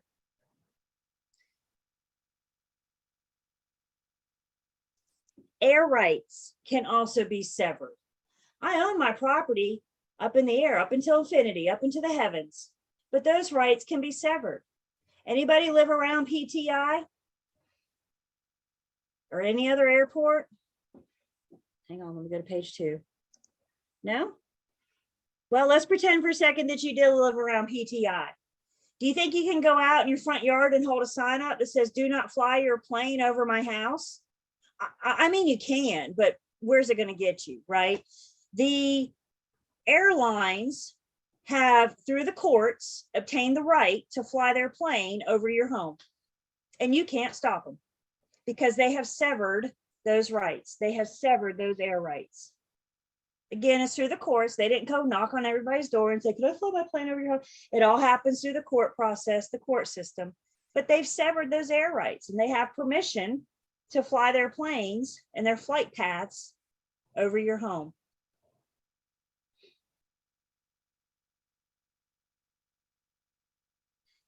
So subsurface rights can be severed, air rights can be severed. Water rights cannot be severed. Water rights affect those properties that are adjacent to bodies of water. So anytime you have property that butts up to a body of water, there's certain water rights that come with that ownership. and those water rights cannot be severed. There are two different types of water rights. Two types of water rights. The first type of water rights are called riparian.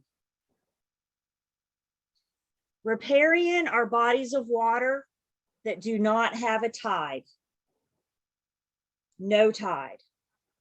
Streams, creeks, rivers, ponds, lakes. Bodies of water that do not have a tide. And there are two types of riparian rights. The first type of riparian right is referring to bodies of water that are non-navigable. What do I mean by non-navigable? You can't get a vessel down it. You can't get a boat down it. If you own property that butts up to a non-navigable stream or creek that you can't get a vessel down, you and the person on the other side of the stream own to the middle of the body of water, to the middle of the creek. Think about a shared driveway, right? We're both sharing this part of the water. So you and your owner both own a little bit of water, a little bit of property on that water. You own to the middle of that body of water.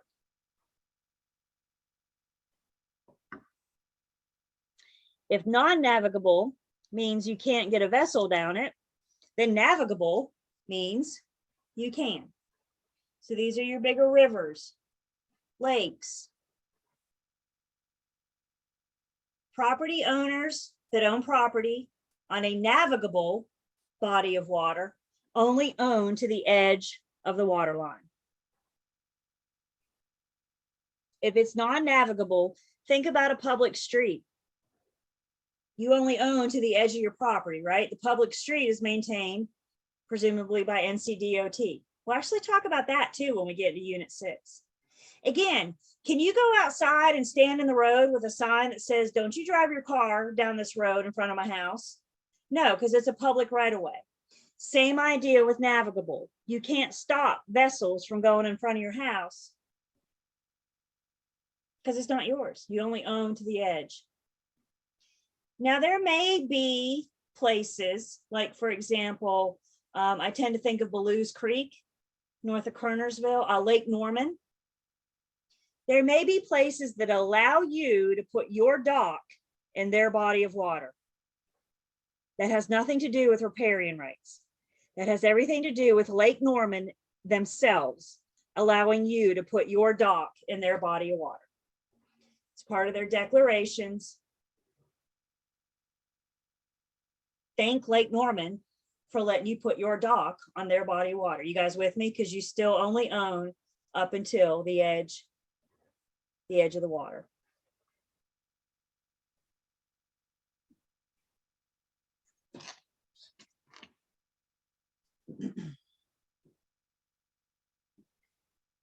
So if riparian water rights refer to bodies of water without a tide, littoral water rights refer to bodies of water with a tide. So once again, we're going back down to the coast. Sigh. Go down east, go down to the coast, go down to the ocean. Our sounds. Those bodies of water that have a tide referred to as littoral rights. Those homeowners' property ends at the average high tide mark. So wherever the average high tide is where your property ends. High tide to low tide is referred to as the foreshore, and that's owned by the state of North Carolina.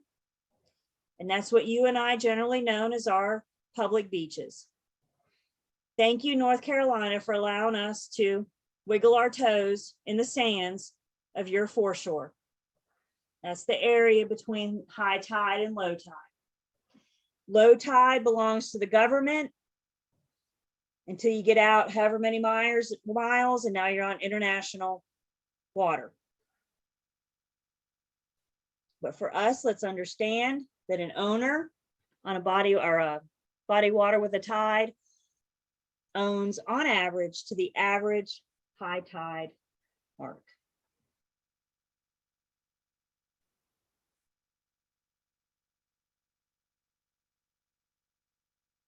Again, subsurface rights, air rights can be severed. Water rights cannot.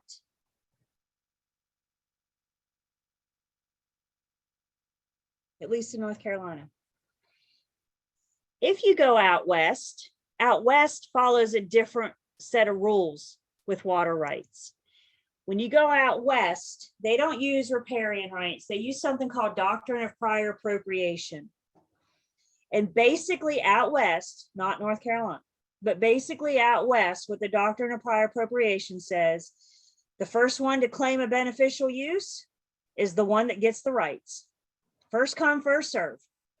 That may or may not be the person that owns the property bordering that body of water. Isn't that something? They do things differently out west, don't they? Anybody ever live out west?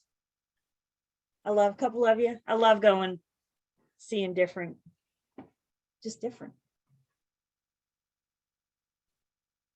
So doctrine of prior appropriation out west. First one to claim a beneficial use gets the rights.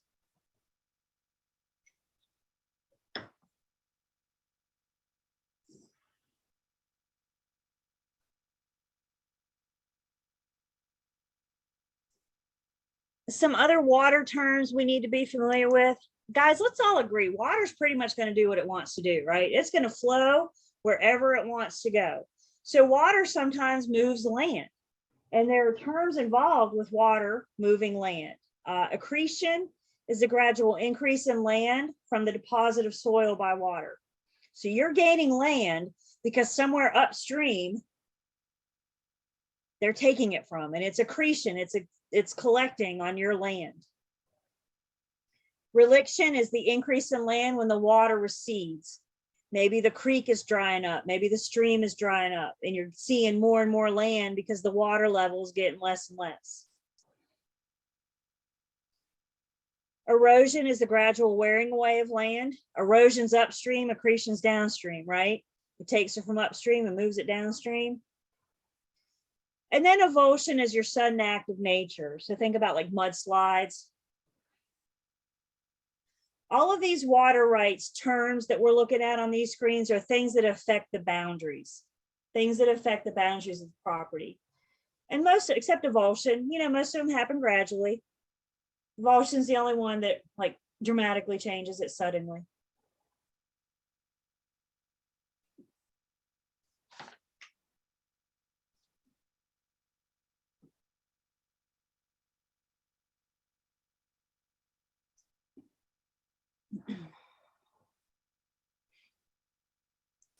Property owners also have support rights. There's a couple different types of support rights.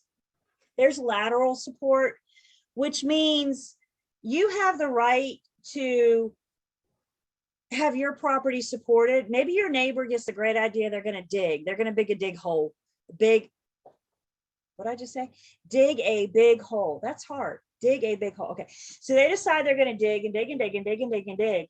They can't dig on their property in a way that it affects yours, right? They can't dig so close to your property, so deep that your property slides down into theirs. That's your lateral support. We have the right to not have my property slide into my neighbor's hole. And there's also subjacent support. And this is anytime you're digging under the surface. Again, I always think of our coal mines in West Virginia. Those coal mines are miles beneath the surface, miles beneath the surface. Part of it because we got to get to the coal to mine it. But second, these guys are way down here mining, but they're not affecting the surface. Your home shouldn't cave in because somebody's underneath you mining. Does that make sense? You have the right to that subjacent support. Welcome back.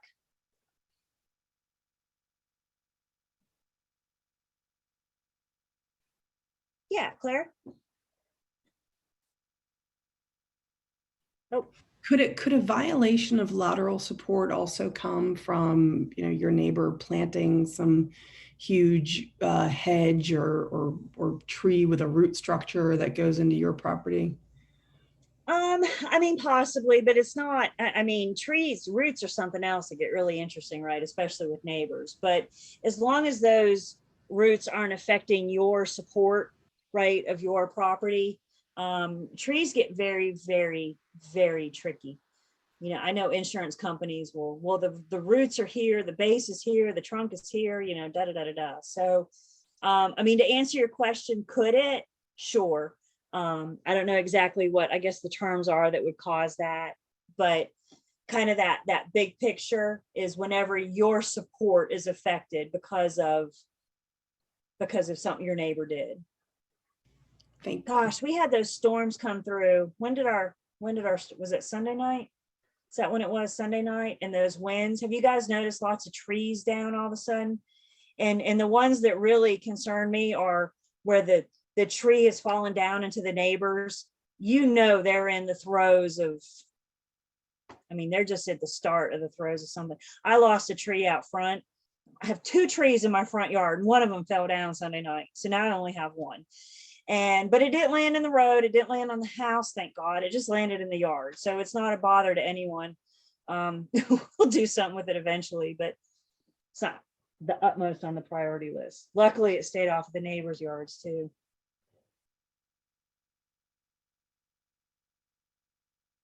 Any other questions about our rights? We're getting ready to wrap. Remember I said section 2 or unit 2 is a lot of different sections.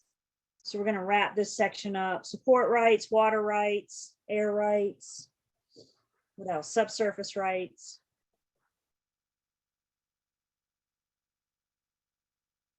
Be good on this part of it. Moving on to the next. Okay, cool.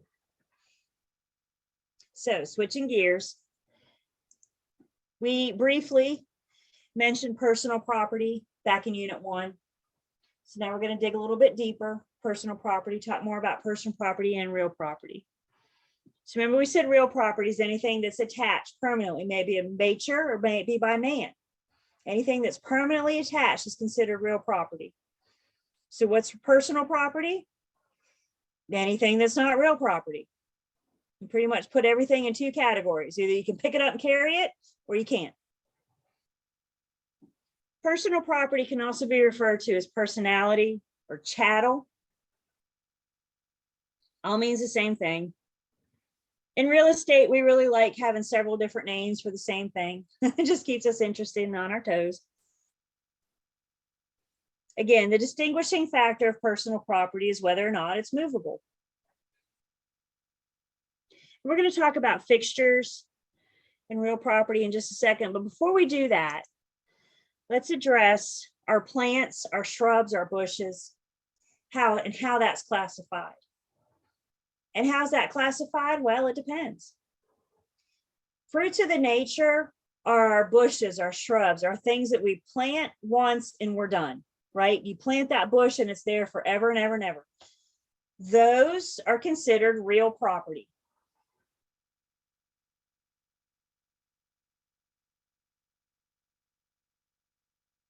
Fruits of the industry are our annual crops. So the things that we plant every year, corn, wheat, soy. Are they personal property or real property? Well, the answer is, it depends. If it's an owner farmer, then it is real property. If they own it, if it's a for sale and they own it, it's real property. If it's a tenant farmer, then it's considered personal property, which means once the crops are planted, if the lease runs out, the tenant has the right to come back on the property and harvest their crops this year. They can't keep planting it over and over and over again, right? But if they plant the crops, the lease runs out, it's considered personal property, and they have the right to come and get their corn this year.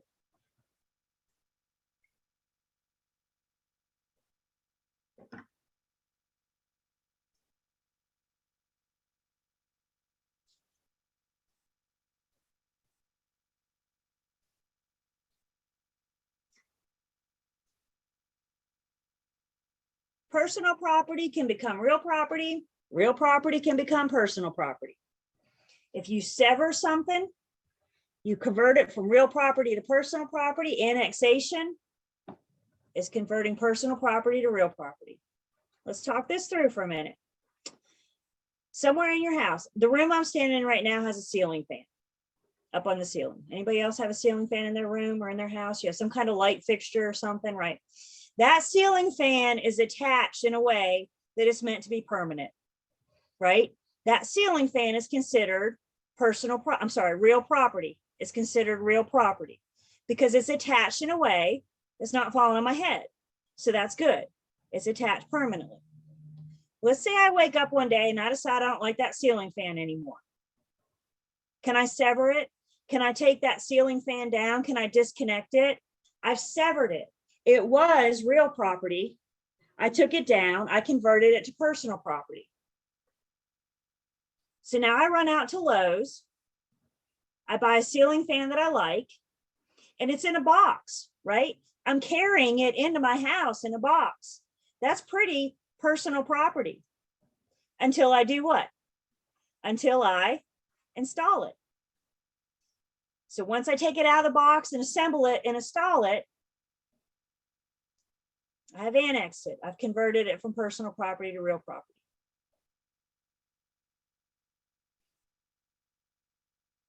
So things can change. Nailed, screwed, or glued. That's what they always say. That's what I've always heard. How permanent is it? How attached is it? Is it nailed, screwed, or glued? Again, it's affixed in such a way that it's meant to be permanent, at least for now. Welded, bolted, whatever. All right. Everybody ready for our first red star? I wasn't joking. We just jumped right in this stuff, didn't I? First red star. You guys ready? The first red star we have is to talk about a fixture, to define what a fixture is. A fixture is an item that was once personal property, but it's been converted in such a way that now it's considered real property.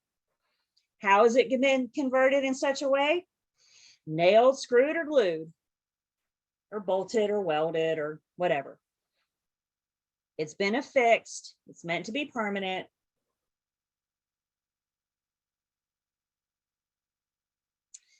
Let's take just a second. If you guys will, you have your books. Let's look on pages 26 to 27.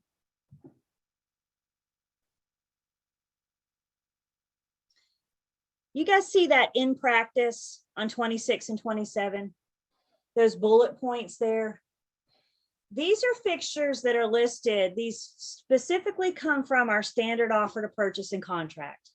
Now we're going to look at our offer to purchase and contract in Unit 10. But right now we're just looking at the fixtures.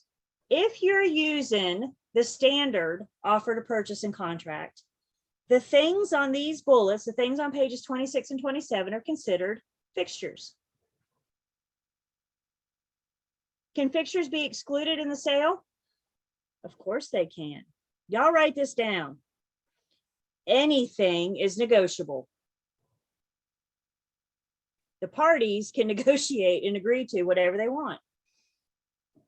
And that includes fixtures, personal property. Again, we'll talk more about this when we get into Unit 10 and look specifically at our offer to purchase and contract.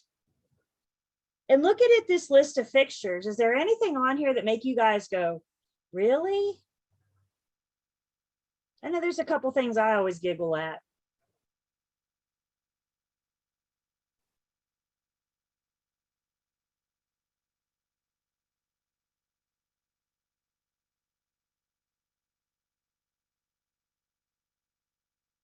One of the ones that always gets me is ceiling and wall attached fans, light fixtures, whatever, including existing bulbs. Some seller somewhere moved out of their house at some time and took the light bulbs. They left the ceiling fan, but they took the fixture. So now we have to specify that we're going to leave the light bulbs. That's pretty personal property though, right? I mean, all you got to do is unscrew it and then you can carry it out in your hand. Unless the contract tells you otherwise. Per the contract, do they have to leave the light bulbs? Yes. Can they be excluded by agreement? Anything's negotiable.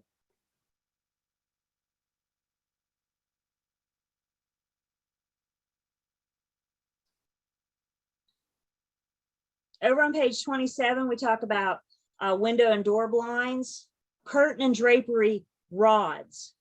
The rods are what attach to the wall. The drapes themselves, the fabric, are considered personal property. It's the rods that are considered fixtures because that's what's attached to the wall. What about TV brackets? TV brackets that are attached to the wall is on this list. Does that mean the TV stays? No, Mr. Buyer, the 70-inch screen TV does not come with the house. But is anything negotiable? Money talks. Can we all agree with that? Money talks. So when your buyer says, does the TV come with the house? If the price is right. Let's see, Veronica, you see your hand? So example, in today's world, I know that cameras are everywhere inside the home. Mhm. So do you see yourself having to make special stipulations or make additional notes to your contracts because of today's, how easy everybody just has cameras?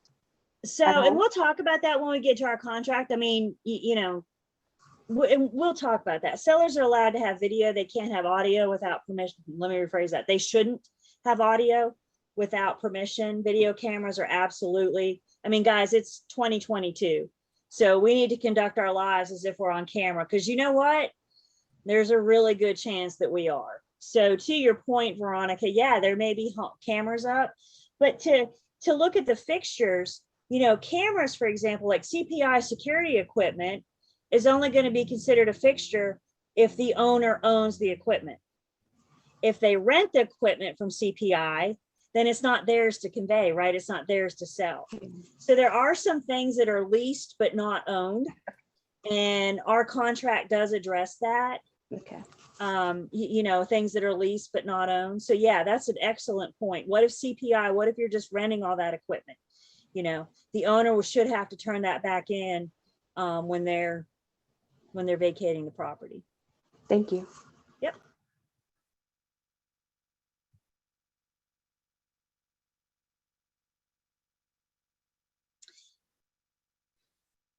People can get petty over fixtures. Well, people can get petty, but per this conversation, people can get petty over fixtures, right? So sometimes as agents, we need to make sure that buyers understand what they're buying. Sellers need to understand what they're leaving, what they are to take, and what they are to leave.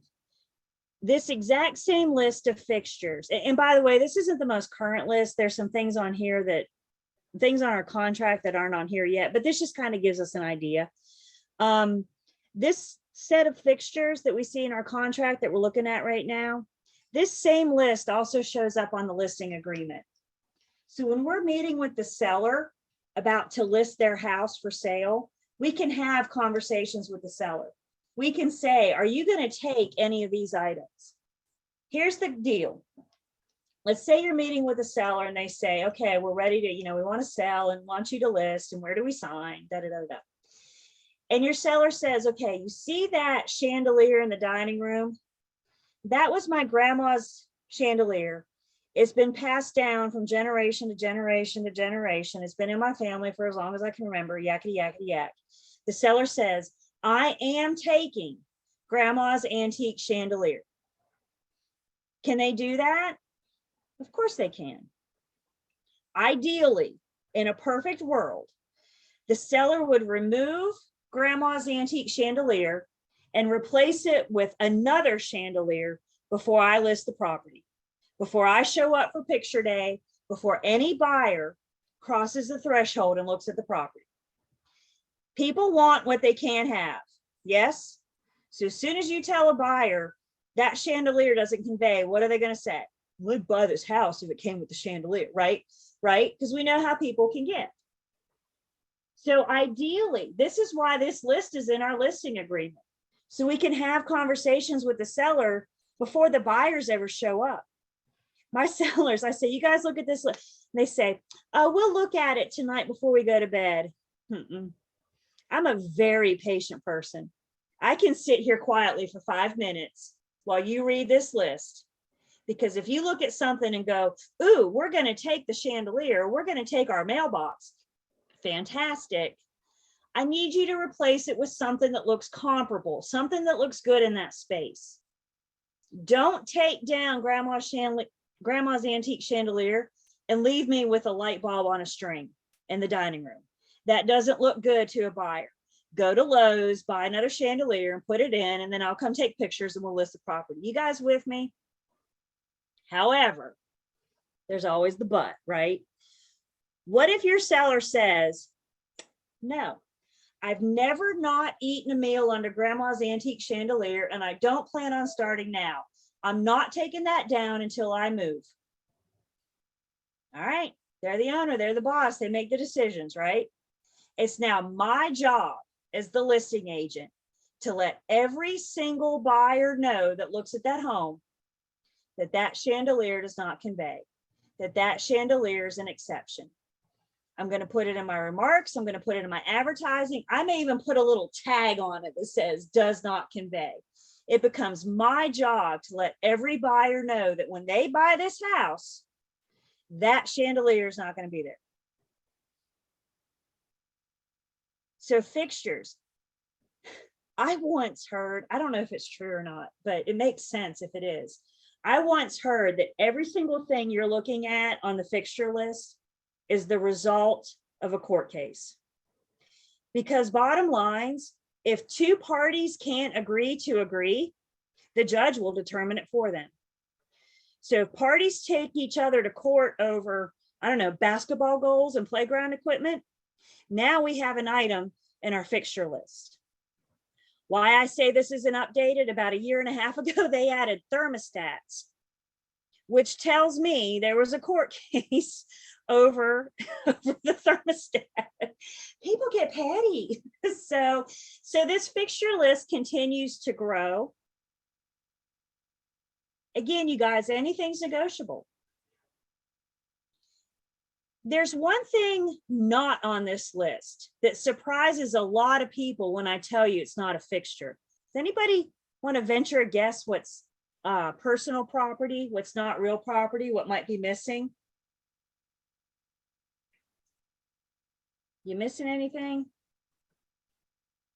No, the dishwasher is typically going to stay because of the way it's attached. And actually, I think the dishwasher, maybe it's not in there, but typically the way the dishwasher is, yeah, there it is, Sierra. Refrigerators, unless they're built in, are considered personal property. Refrigerators are hands down the #1 negotiated items. When you're meeting with those sellers, ask them, are you going to take the fridge? Because you know what every single buyer is going to ask you when you do in your open house on Sunday. You know what they're all going to ask you? Does the fridge stay? So the refrigerator is but think about it. I mean, the refrigerator is about as personal property as it get, right? It uses the same plug as my hair dryer. I mean, there's no different in that aspect as the refrigerator and my hair dryer. Refrigerator is the #1. Gracie, washer dryer is probably #2. Absolutely the #2 negotiated thing. It's all negotiable, you guys. I had sellers once, they were so cute. They were newlyweds and he got a job transfer halfway across the country. So they had to move like right away. And I was at their listing appointment. She said, this is a really dumb question, but my refrigerator was a wedding gift. She's like, can I take it? I said, absolutely, because it's personal property. She was like, oh, thank gosh. She said, it's not, I mean, it's just a refrigerator. She said, but it means something to me. And I'm like, hey, I get it. So guess what? A buyer came through and made an offer and they asked for the refrigerator. And my seller said no. And they said, well, what if we throw more money at you? They countered up their purchase price. Money talks. Guess who moved halfway across the country without their precious refrigerator as a wedding gift, right? So anything is negotiable. Anything is negotiable. Stove, Annie, is considered a fixture when looking at this list. Stoves, something about the plug that it uses, I don't really understand why either. Of course, built-in, anything built-in is going to stay, right? Because it's customized, it's meant to stay. But again, when you're using the standard offer to purchase and contract, these things are considered fixtures. So as I mentioned earlier, if parties can't agree to agree, the judge will determine it for them. And if parties have to take a complaint to the judge over fixtures, an argument to the judge over the fixture, the judge is going to apply something called the total circumstance test. The total circumstance test is the test that the courts use to determine, is it a fixture or is it personal property? Should it stay or should it go?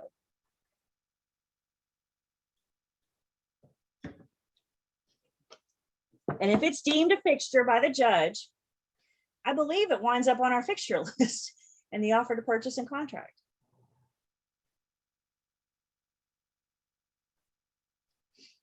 And when the judge is applying the total circumstance test, the judge is asking a series of questions. And in order to apply the total circumstance test, the judge is applying IRMA. Think of IRMA. So the judge is trying to determine the intent of the annexer. Did they mean for it to be permanent? Did they mean for it to be removed? What was their intent?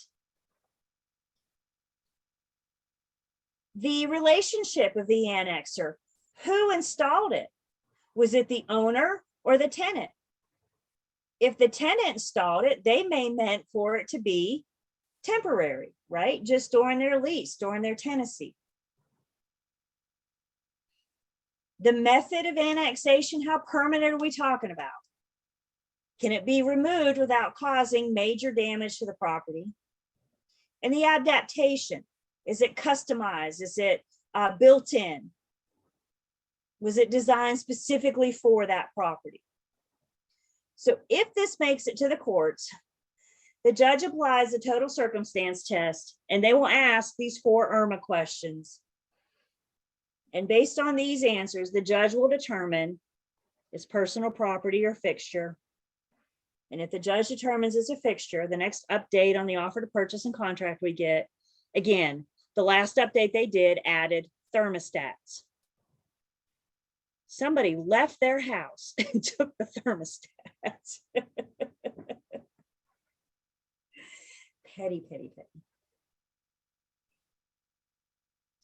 So real quick, in our last few minutes together, yes, I watched my time. So real quick, in our last few minutes together, let's look at a picture. This is a picture of a listing, the kitchen of a listing that I had a couple years ago, and this might be my favorite listing. This home was immaculate. I mean, it was just gorgeous. You really could eat off the basement floor. Like if you really, really wanted to, you could have eaten off the basement floor. So why don't you guys tell me in the chat, to everybody, let's see these fly through. And looking at these pictures, what are things that you think would be considered fixtures? When these guys move out, what are things that you think they should leave behind? What would be considered fixtures? The microwave? Why? Because it's built in. What if that microwave was sitting on the kitchen counter? That'd be a different story now, right? Now it'd be personal property. So the microwave, because it's built in. The lighting, that's right. You got the lighting and the big light here over the sink. You got under cabinet lighting. You guys see this? You got under cabinet lighting. That would be considered fixtures. Is it falling down? No, it's attached. It's meant in a way that it's attached. The stove, because our contract says that it stays. The island.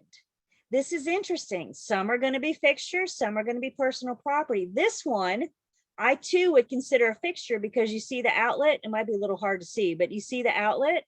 It's attached to electricity. Now, what if this kitchen island were on wheels? Sometimes they're on wheels. Now it would be considered personal property. You guys kind of see what we're doing here? Let's see. The stove, lights, microwave, sink, curtains, the shade. The shade is attached. This blind shade, they're attached. faucets, curtain rod. Yep. Oh, easy, easy. My mouse. I blame my mouse. The cabinets. The cabinets is going to be considered fixture. Somebody said the decor on the wall. That's usually just slipped on by a nail. So unless the parties agree, I would think that would be personal property, unless it's like bolted in there somehow. But if you just put a nail on and kind of slide it on, that would probably be considered personal property. The doors, yep. So you guys kind of get the idea, right? So again, I take you back to slide 1 of our very first day together. Buyer walks into this kitchen and looks at you and says, when I buy this house, what stays in this kitchen? We need to be familiar not only with the fixture list, but have an idea of things that are fixtured or personal property. And if there's any doubt, then we can add it to our offer to purchase and contract. Yeah, when in doubt, write it out, right? So we can always add it. If the buyer says, I really, really want, fill in the blank, anything's negotiable, so we can always ask for it. Okay. I'm going to end here today. Don't go anywhere just yet. I'm not done. Hang on. I got 2 more minutes and I utilize all my time. So hang on 1 second.